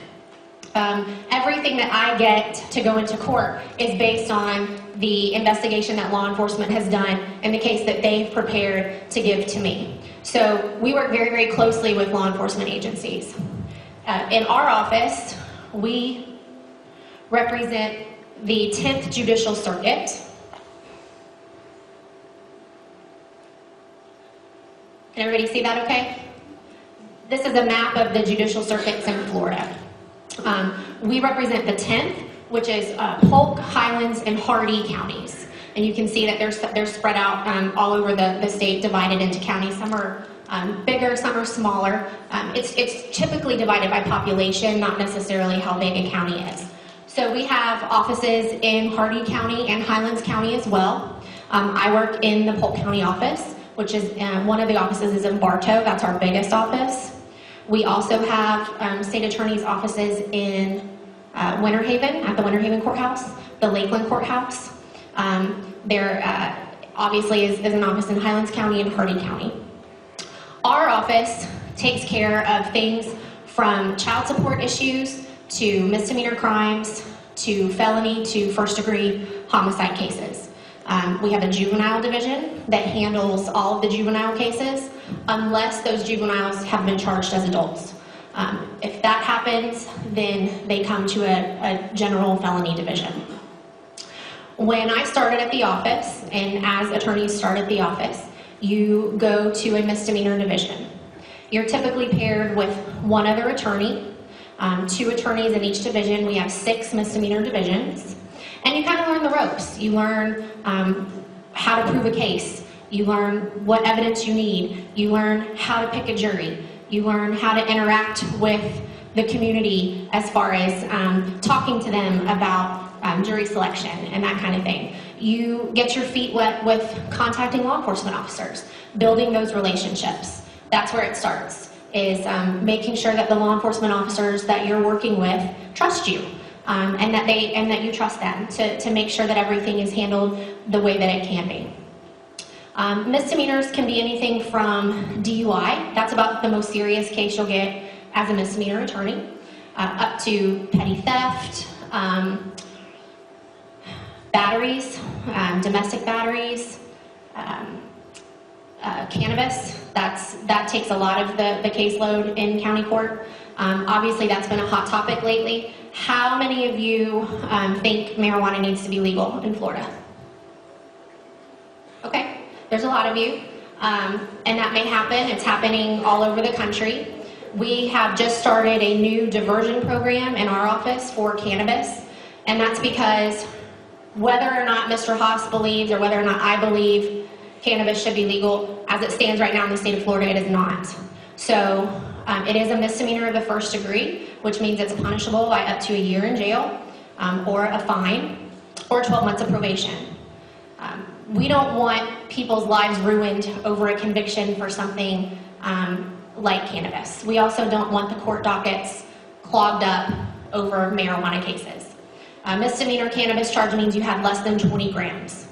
So we've started a diversion program specifically for cannabis. It takes a couple of months to complete. If someone has no prior record, they can go into that diversion program. They can complete some classes. And at the end of that diversion program, the charges are dropped, and they can file paperwork to have their record expunged so that it's not on there anymore. What our office is trying to do is just get people to come into compliance with the law. You don't have to agree with the law, but you have to obey the law. I don't agree with every law, but I have to uphold the law. That's what I swear to do. So that's some of the things that our office does.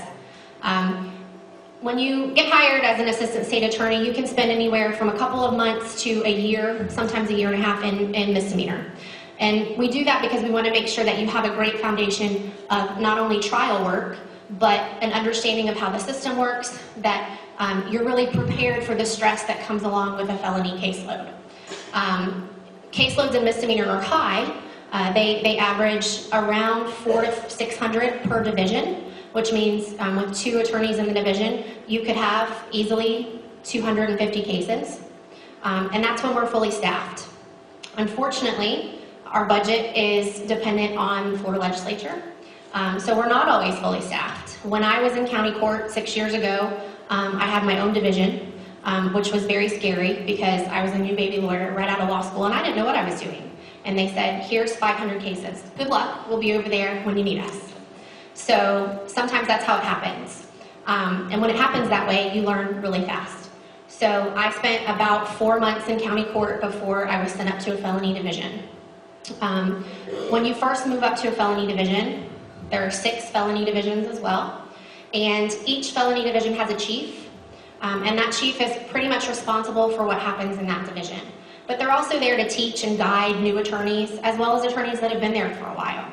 So I was assigned to a division in front of Judge Hofstede. Does anybody know Judge Hofstede? No? He's a juvenile judge now. I was the only girl in the division when I was assigned there. Ladies, those of you who are thinking about law school, I highly encourage you to go. It is still a man's world out there, so we need some more girls in law school. I learned very quickly the stress that comes with a felony caseload. Our felony divisions handle everything except first-degree murders and crimes against children. There are special units in our office for homicide, first-degree murders, and crimes against children. But any other felony is fair game in a felony division.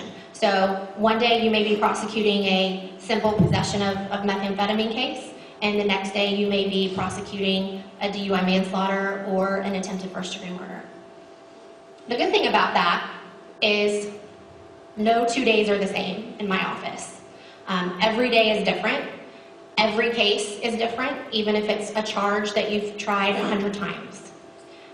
We are on a 6-week trial cycle in my office, which means every 6 weeks we go to court and we set the cases that we think are ready for trial. So in my division, last week was our pretrial week. We have 2 days of pretrials, Tuesday and Wednesday. On Tuesday, we go to court on all of the cases who have private attorneys assigned to the case. And we decide, is it ready to go to trial? Do we need some more time? Are we negotiating to try to reach a resolution without a trial, meaning a plea agreement? Sometimes we can reach an agreement, sometimes we can't. The next day is the public defender pretrial day. So we go to court and decide which public defender cases are ready to go to trial, which ones are not ready to go to trial, and which ones we can still negotiate. We set those out for one of 4 trial weeks. So we have 4 trial weeks in a row. This week is what we call relief week for us, which doesn't mean actual relief. It means that we set all of our depositions during this week so that we can get ready to try the cases that are coming. Our trial week for my division will start next week, and we'll have 4 consecutive weeks of trial set from now until May. So we may have, next week I have 3 cases that are set to go to jury selection on Monday. Probably 2 of those will go. I may have other cases that end up going during the cycle. Those may be the only 2 that I try. But typically, we try 1 to 2 cases each cycle. At least we try to. My division has tried a lot of cases this year. Our numbers are pretty high in our division right now. So we've already tried around 16 cases this year, and it's only April. So we're trying to resolve some cases. We do things a little bit differently in Polk County than some of the other counties, Hillsborough and Orange and Seminole. We do what's called, they do what's called pick and go. So when they set a case for trial, they go in, they pick their jury, and they start the trial immediately. That's not how we do it in Polk County. We pick all of our juries on Mondays. How many of you have gotten jury summons lately and had to go in on Monday? I got one last year too. I'm not exempt. So on Mondays, we bring all of our jurors in, we pick all of our juries for the entire week, and then we get assigned a day for trial. We come back on that day and we try the case. Sometimes you have cases that are several days, so you can't try more than 1 case in a week. But sometimes you may only have a 1-day trial, so you could try 2 or 3 cases, which is the case for me next week. If during the pendency of the case, you decide that a plea negotiation is in order, then you have the power to do that. The 3 attorneys that I supervise, 2 of them are very, very new. One of them came to me from county court 2 weeks ago, so she's still a brand new baby attorney. One of my attorneys has been with me for almost 4 years, and the other one's been with me for about 6 months. So they come to me and we review all plea negotiations before we make a deal with the defense. Our office handled we did intake on just over 10,000 cases last year. As you can imagine, that's felony cases. As you can imagine, those numbers are too high for every single one of those cases to go to trial. We simply do not have the manpower, we don't have the jurors, we don't have the judges, we don't have the time to try 10,000 cases a year. So we have to be willing to negotiate the cases where it's appropriate to negotiate. How do you decide that? That depends on a lot of things. What the charges are, how serious they are, what someone's criminal history looks like. Are they in jail? Are they not in jail? What does your victim want? Is there a victim? What do they want to see happen with the case? Those are all things that we take into consideration when we talk about pleading somebody out. Our felony division and most felony divisions have around 500 cases, and that's divided into 4 attorneys. We're a little higher right now. We've had a judge change, and every time there's a judge change, the docket backs up a little bit. So we are just over 600 in my division right now, which is pretty high. So we are negotiating cases the best that we can, and we're trying the ones that are getting the oldest and trying to get those solved. The other units that our office has is, like I said, the homicide unit. Those attorneys only handle first-degree homicide cases. They're a little bit different. They have to get an indictment from a grand jury in order to go forward. I don't have to do that in my cases. I can file the information myself. I can charge somebody with a felony, and I can swear to that document and file it with the court. For a first-degree homicide, you have to have a grand jury. You have to have an indictment. So those attorneys only handle those cases. How many of you have been hearing about the death penalty situation in Florida? Okay, so there's a lot going on with the death penalty in Florida right now. Most of our death penalty cases are basically in a holding pattern right now. We are still trying cases in our office. Sentencing for those cases is kind of what's up in the air. Mr. Haas will still be pursuing the death penalty when he thinks it's appropriate, and will deal with the decisions as they come out from the Florida Supreme Court. We are having several resentencings right now on cases that have come back because of the recent decisions that have come out. So our homicide division is busy right now. Anytime that you see a homicide case or any case really going to trial, I would encourage any of you, if you have a day off, to go to the courthouse and watch.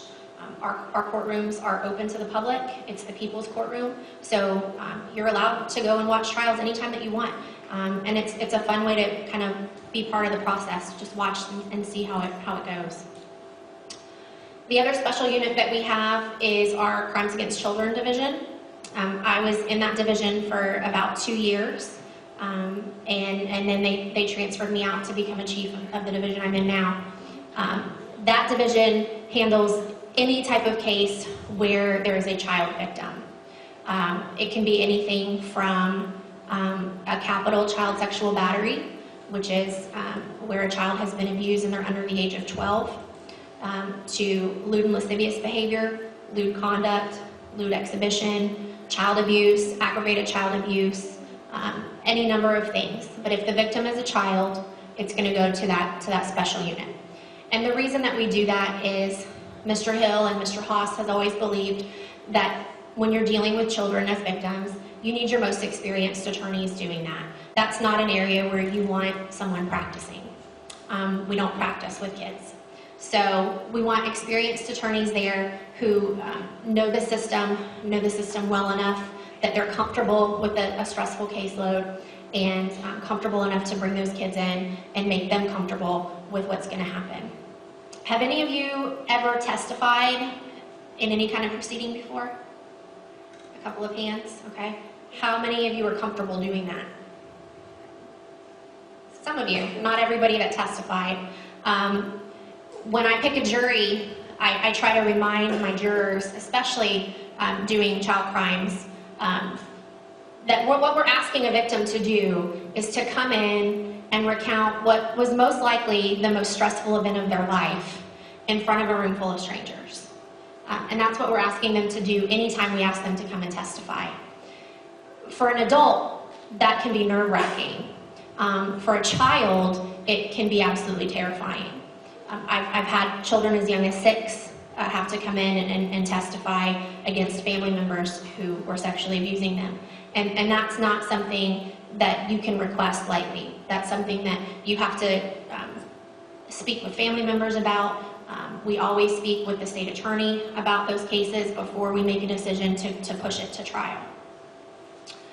How many of you think plea negotiations shouldn't happen? Nobody? There's a lot of people who think that we shouldn't be negotiating cases, that if somebody commits a crime, they should get the maximum, we should be going to trial. We've talked a little bit about some of the reasons that we do that, but I thought I would go through one of the cases that I actually have on my docket right now, and we can kind of talk about how some of that goes. If we do enter into a plea negotiation, we fill out a plea form in felony. It looks like this.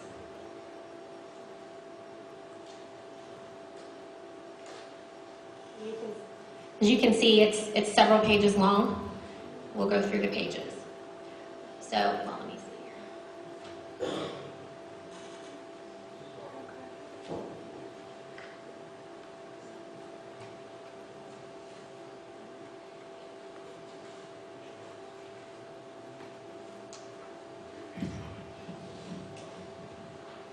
This one's broken apart so we can see it.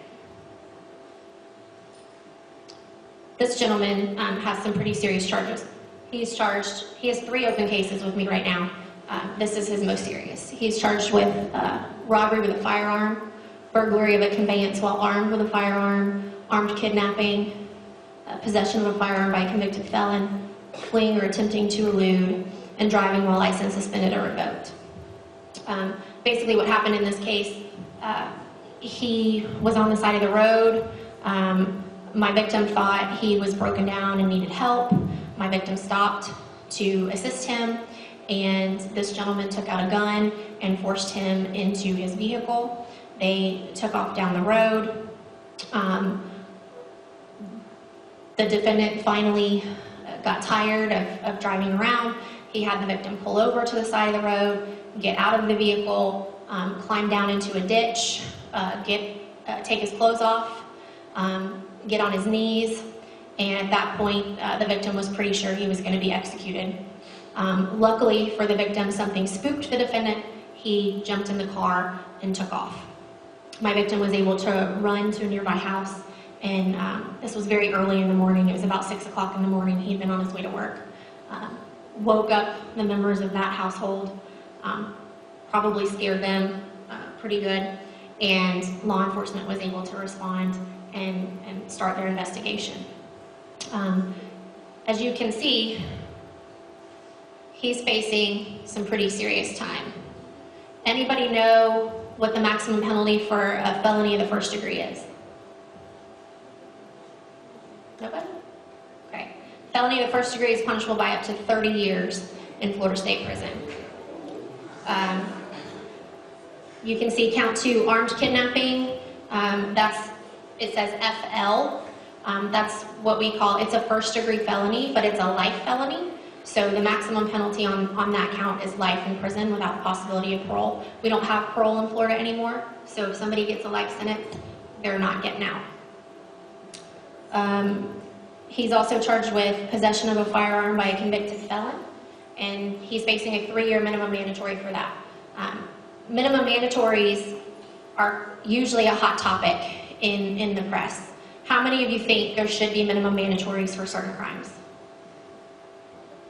How many of you think there should not be minimum mandatories? Usually there's a few who think there shouldn't be. And typically the reason is because unlike sentencing on regular cases, when there's a minimum mandatory involved, the judge has 0 discretion. Our criminal justice system gives judges a lot of discretion in sentencing. And we'll talk a little bit about how someone gets a sentence. But our judicial system gives judges a lot of discretion when it comes to sentencing. When there is a minimum mandatory, the judge loses that discretion. they have to sentence somebody to the minimum mandatory if they're convicted or if they plead to a charge where that minimum mandatory has been alleged. So what kind of crimes have minimum mandatories? You can see this one, possession of a firearm by a convicted felon carries a 3-year minimum mandatory. That is only if I allege that they actually possessed that gun, that they actually had that gun on their person. There's another charge, possession of a firearm by a convicted felon, where we can allege constructive possession, which means it was in their vicinity, it was in their car, it wasn't necessarily on their person. And that one does not carry a minimum mandatory. Anybody know some other cases or types of cases that carry minimum mandatories? Manslaughter does not have a minimum mandatory, but DUI manslaughter does carry a 4-year minimum mandatory. Anybody else? Some crimes against children, yes, carry minimum mandatories. Capital sexual battery, if you're convicted of capital sexual battery, you get life. That's abuse of a child, sexual abuse of a child under the age of 12 where penetration happens. So you get life, that's a minimum mandatory. Some of the lewd and lascivious charges have 15-year minimum mandatories. Anybody else?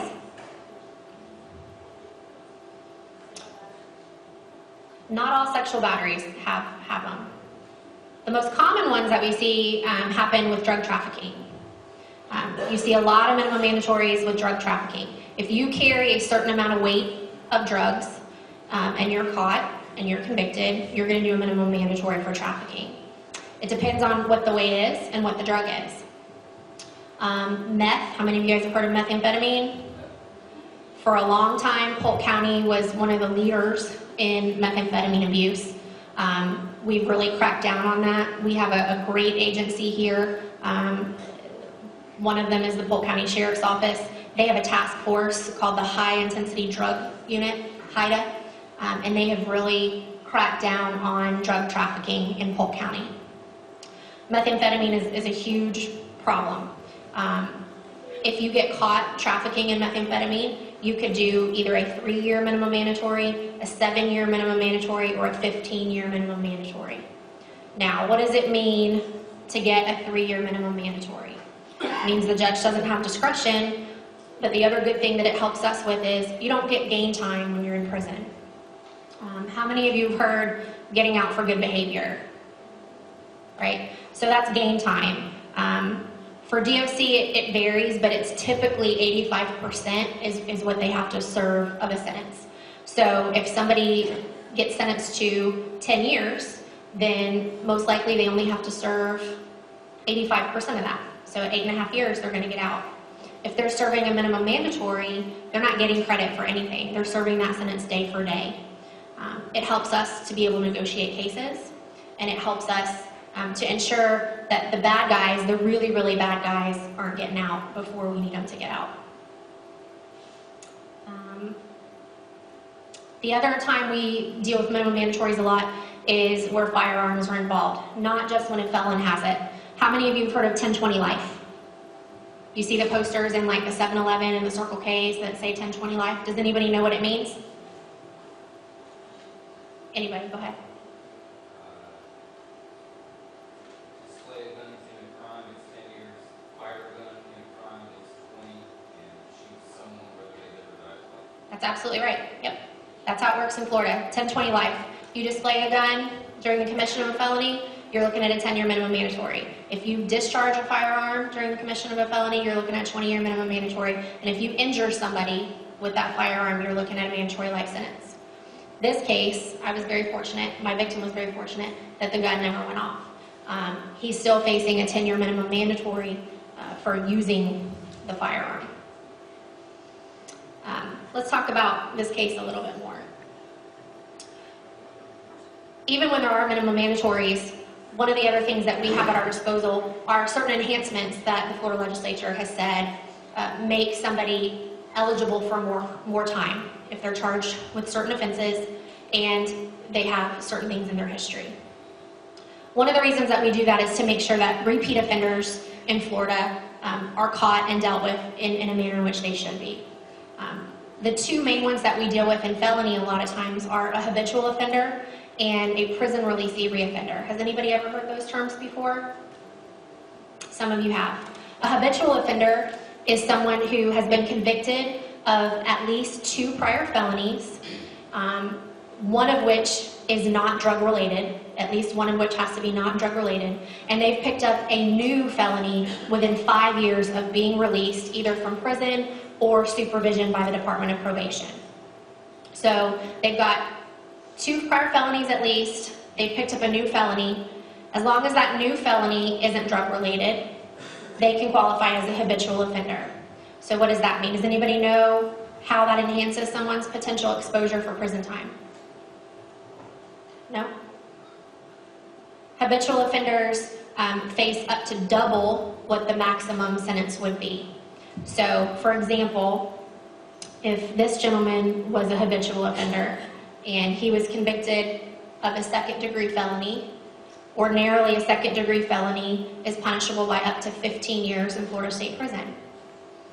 If he qualifies as a habitual offender, he can now be sentenced up to 30 years Florida State Prison, just because of that qualification.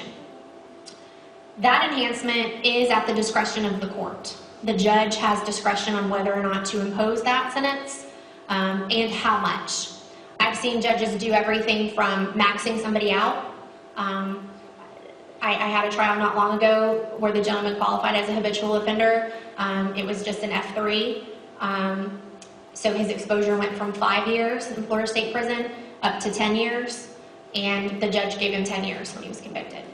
I've seen judges split the baby, so to speak, and sentence them to 5 years in prison and follow it up with 5 years of probation. Sometimes they'll get just probation, but if they're sentenced as a habitual offender, if they violate probation, their exposure is double what it would have been. So that helps us when we're negotiating cases.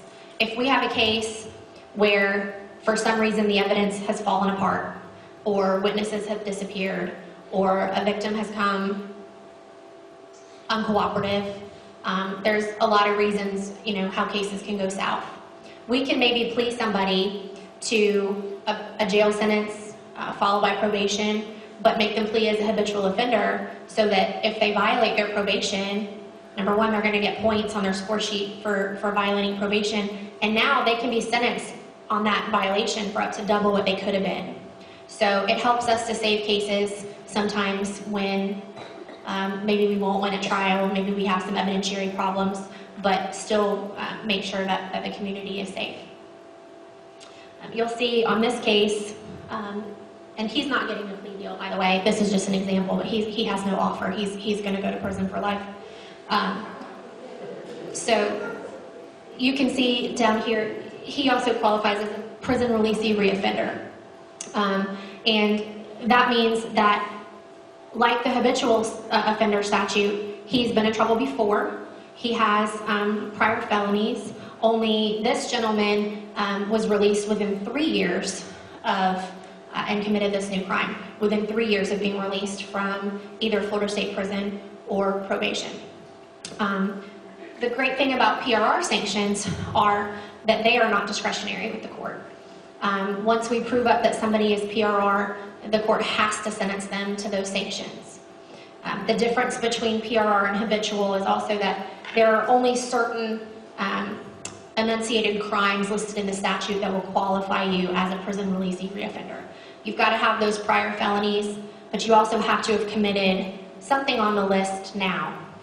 PRR is saved for the violent criminals. These are criminals who are committing burglaries, kidnappings, burg dwellings, burglary of structure, carjackings, the very violent crimes, sexual batteries. If they commit one of those enumerated offenses and they've been released from the Department of Corrections within 3 years, they're going to qualify as a prison releasee reoffender. So what does that mean? For this gentleman, it means that when he gets convicted of count 3, armed kidnapping, which is a punishable by life offense, that the judge will have no choice but to sentence him to life. the judge has to sentence them to the maximum, and it is a day-for-day sentence. So for that F2 that he's charged with, if he wasn't charged with that armed kidnapping, and let's just say he had that F2, and we convicted him of that F2, which would be punishable by up to 15 years, once I prove to the judge that he qualifies as a prison releasee reoffender, then the judge has to sentence him to 15 years, and he has to serve that 15 years day for day. For charges like the punishable by life felonies, he's going to get life, which is why I've chosen not to make an offer to this gentleman. You can see when we do a plea form, there are several things that a defendant has to go over with their attorney. Ordinarily, we would list how much Florida State Prison, probation, community control, county jail, community service, and whether they qualify as a sexual predator or an offender. We would mark all of that. This plea form would lay out what he was looking at. If there was any special conditions to probation, they'd be listed here. If he was going to do drug and alcohol conditions, which is something that's pretty common, those are all listed.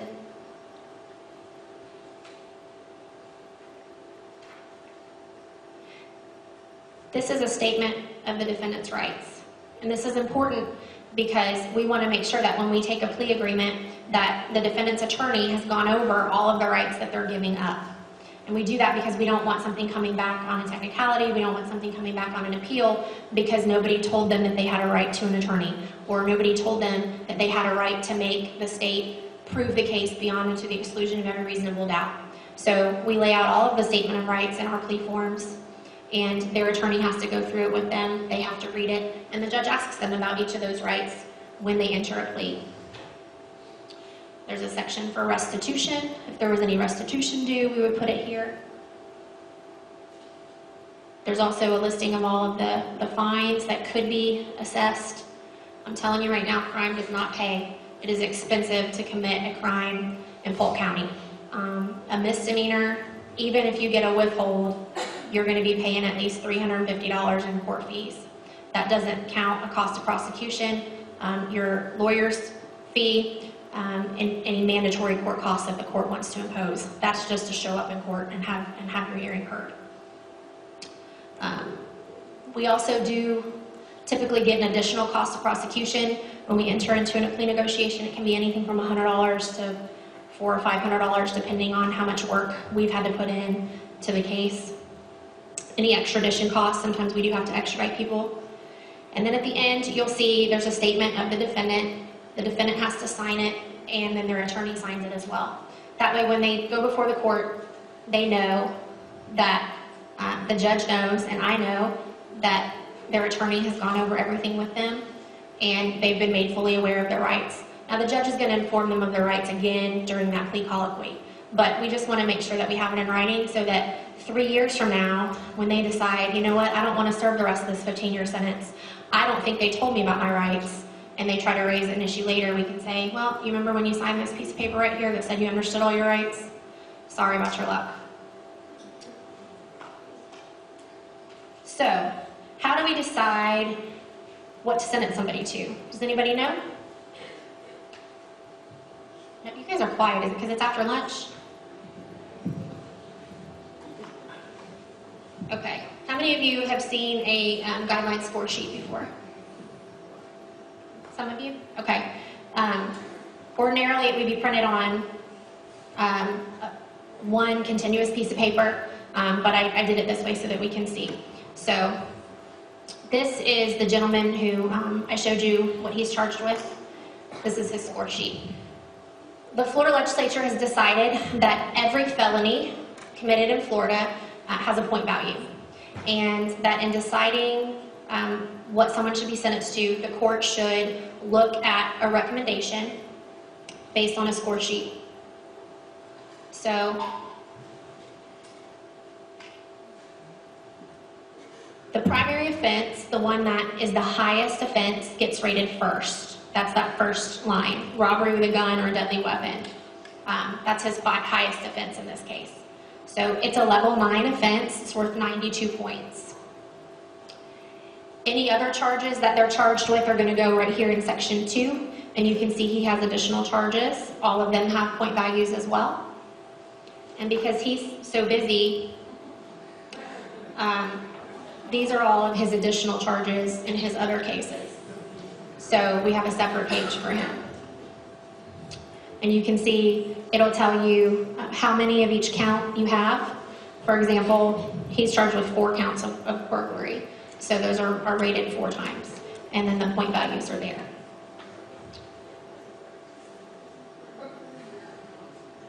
At the bottom of the page, they have his prior record. Even if you've served your time, you still score points for prior crimes that you've committed on your score sheet. So these are his prior crimes. He's had a leaving the scene, a grand theft motor vehicle, another leaving the scene, and then he's got some others on the other page as well. A lot of these are priors. So what do we do when we have those numbers? Well, if he's not on probation and committing a new law violation, then the next page will be pretty empty. But if for some reason they are on probation, and a lot of times they are, they would get extra points in Section 5 for violations of probation. And you get points every time you violate probation. So sometimes you'll have anywhere from 4 points to 32 points. I had a guy the other day that had almost 50 points because he just kept violating probation. And every time you violate probation, you get more points.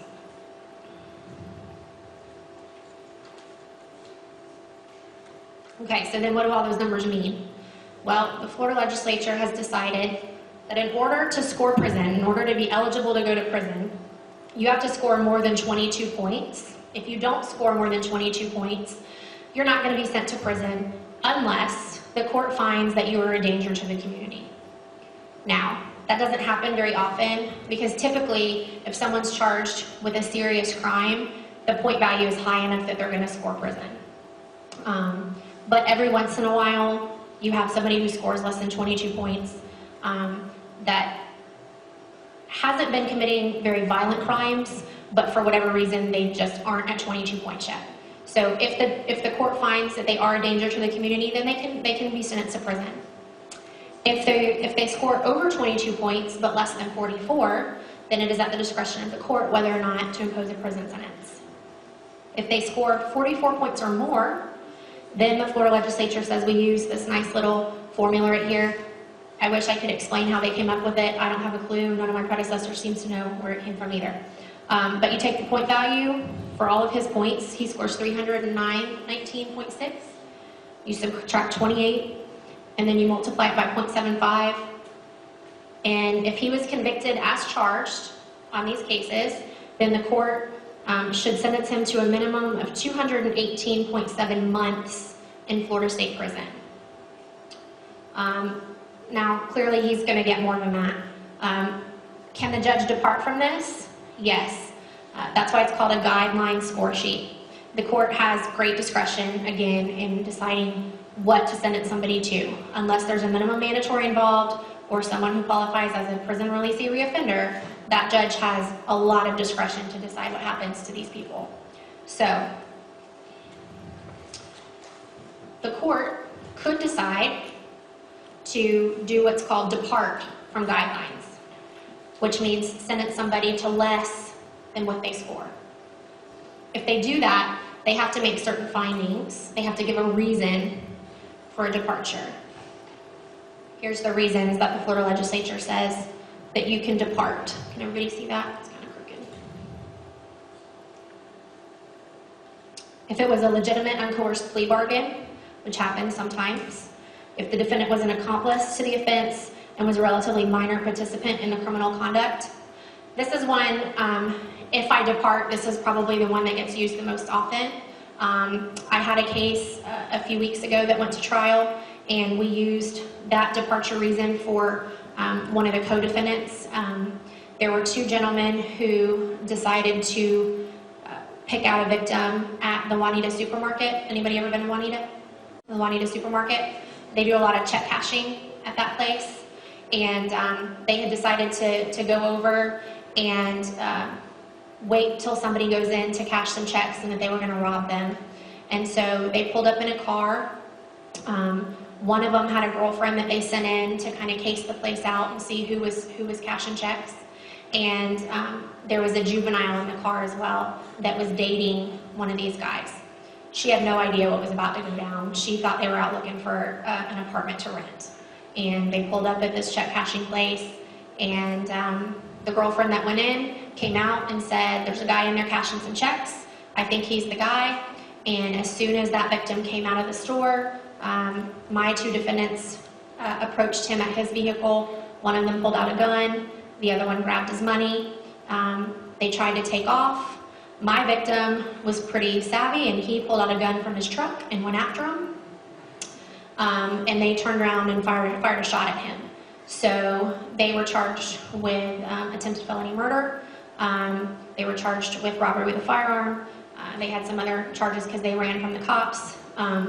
Police responded. There was a canine track, and they found them even though they had started stripping off their clothes while they were running, because I guess they thought the canine wouldn't be able to find them. They were hiding in a shed, and the canine found them. After they got treated at the hospital from being found by the canine, they were taken to the Polk County Jail, and one of them went to trial a few weeks ago. He was convicted, and now he's serving prison. The juvenile that was in the car that did not know what was going to happen, she was charged. And anybody know what the principal theory is? Anybody ever heard that? What is it?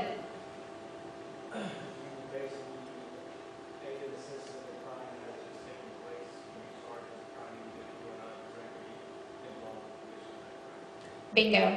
She had the same charges as the two guys who did the robbery and had the gun, even though she wasn't part of it because she was there. She was in the car. Her attorney met with me very early on and said she really wants to proffer. She wants to tell you what happened. She wants to cooperate. She really didn't know what was going on. Because she was a juvenile and she'd never been in trouble before, I did meet with her attorney. I didn't make her any promises. I didn't make her any deals. But she told me what happened.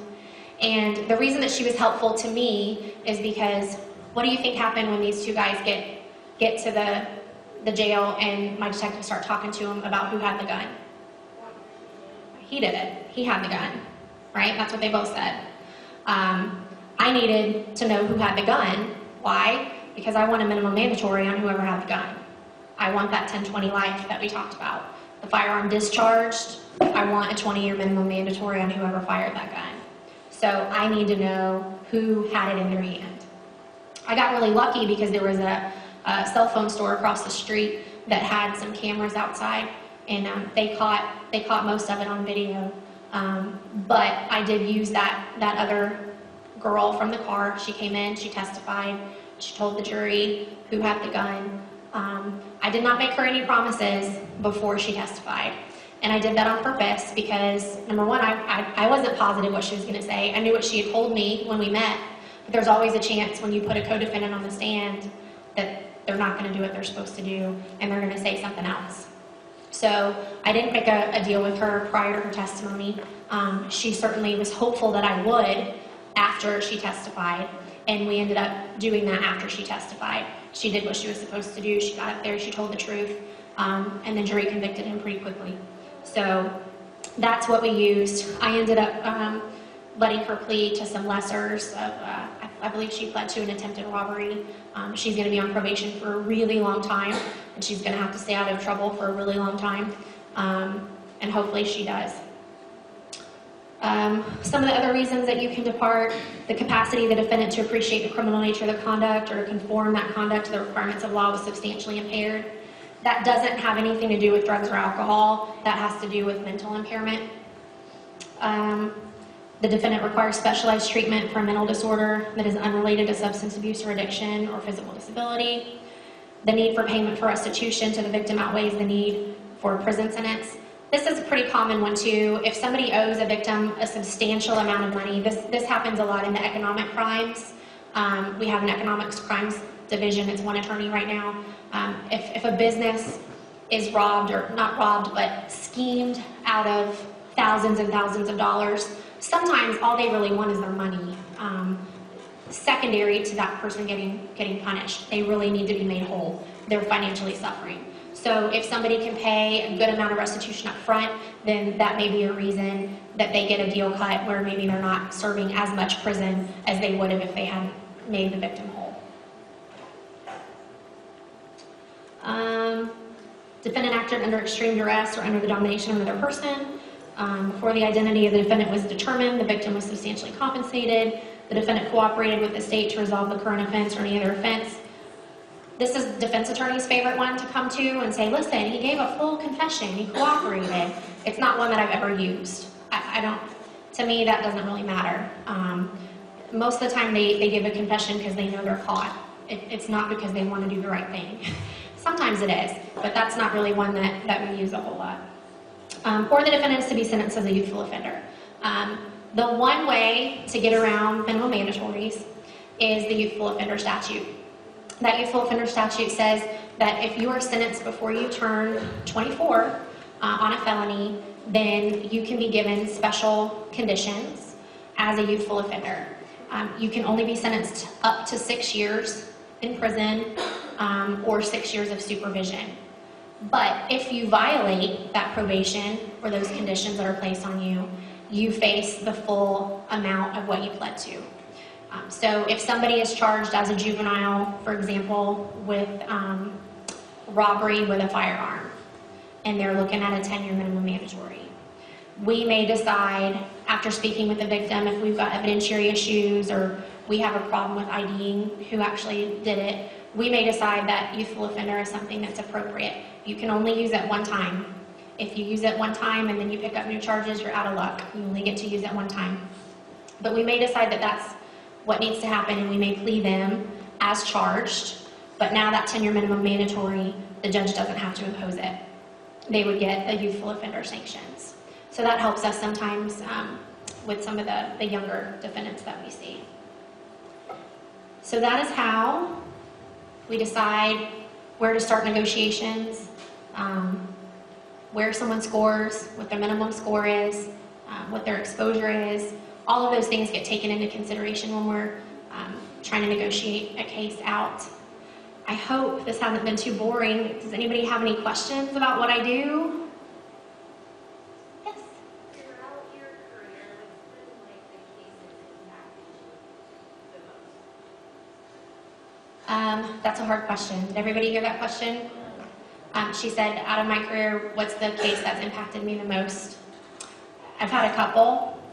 The last case that I tried in child crimes was a capital sexual battery.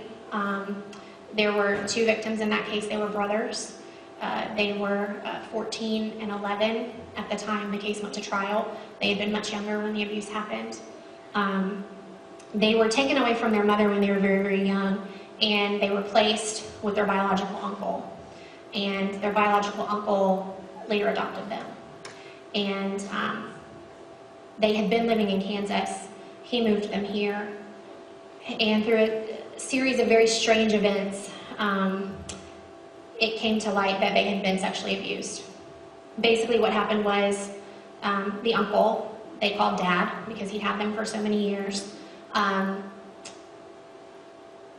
He was a gay man, and he had found a date on a website and had started meeting up with this other man.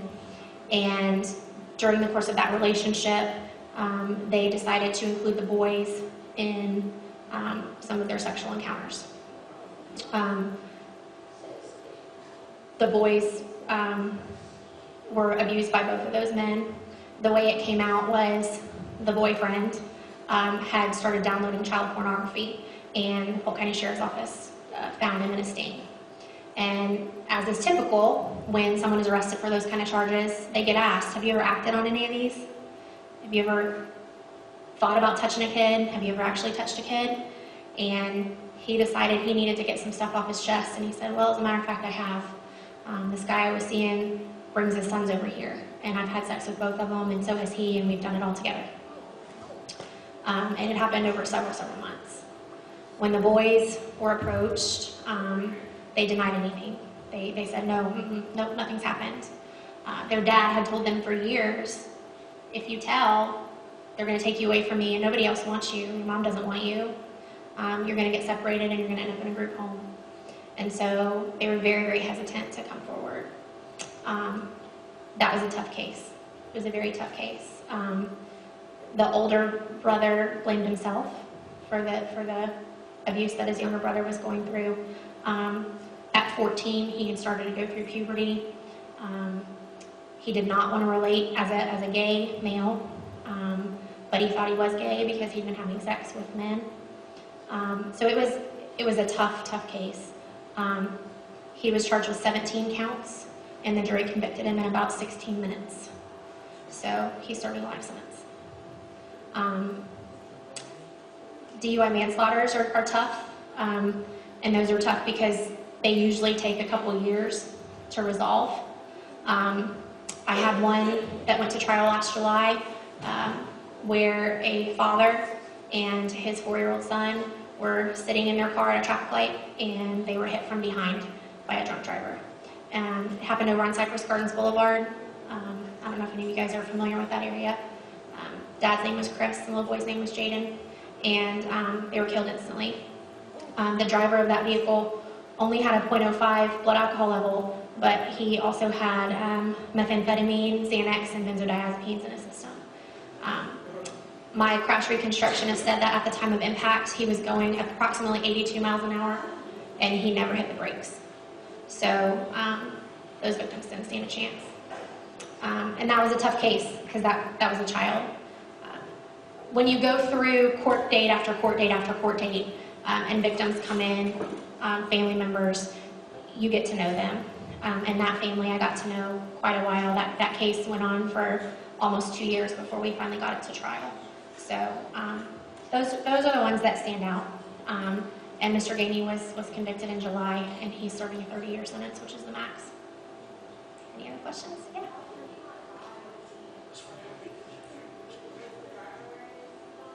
Yes, both victims were wearing seatbelts. Unfortunately, they were in a little compact car.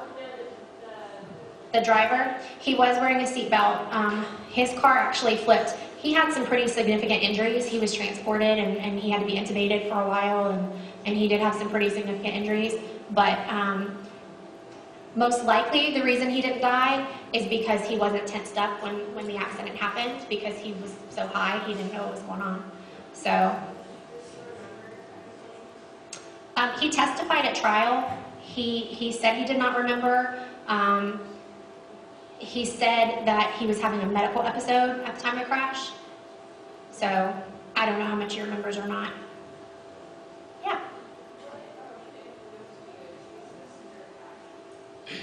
It was mostly when I was with Judge Stargell, the summer I spent with him, watching the prosecutors that he had in his division. I got really lucky, and he had a great group of division attorneys, and I got to see them try a lot of cases that summer. And I decided that would be a good path for me. I'll tell you right now, you're not going to get rich being a prosecutor, guys. It's just not going to happen. But you get to know your law enforcement agencies. You get to know the detectives that you see. Those DUI manslaughter cases, the traffic homicide guys and I are pretty tight because there's only a few of them that do those kind of cases. And you work really long hours.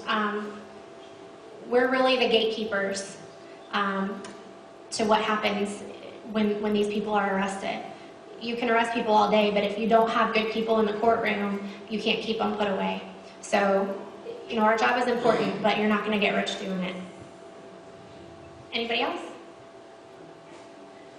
Yes. So did you do internships when you were in law school? I did. So you really hadn't done internships, so I did not. I was a social worker before I went to law school. did you get paid for the internships, or they were absolutely free? They were absolutely just me volunteering my time. That's what you did during the summer? I did, yes.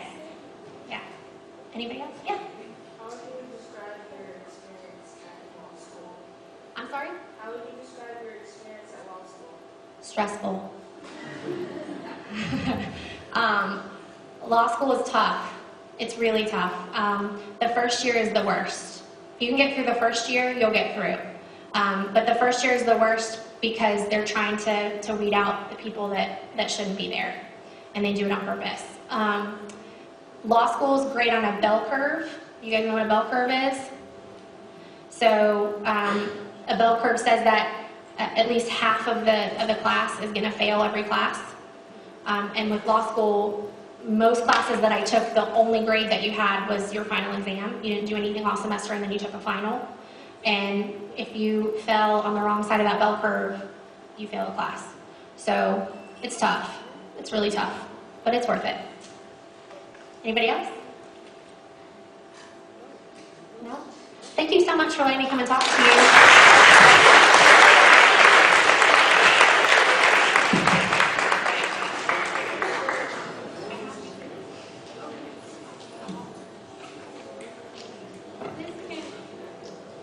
This concludes our speakers for today. Assistant State Attorney Gravett says she'll hang out if you have any questions for her, and she has some business cards if anybody's interested in picking one up on their way out.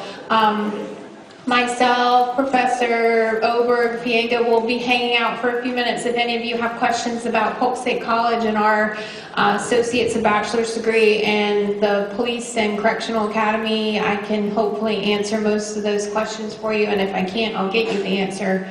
For the Polk State students that are here, make sure you've signed in so that you get the extra credit from your instructors. Also, for those Polk State students who may or may not have seen information about a survey on your interest in a legal studies program, if you did not fill that out and you are interested in a legal studies program, make sure you get with me at some point so that we can discuss that. Polk State is looking at that avenue, so if anything that Melissa Gravett talked about interests you, hopefully Polk State will have an avenue for a legal study program very soon.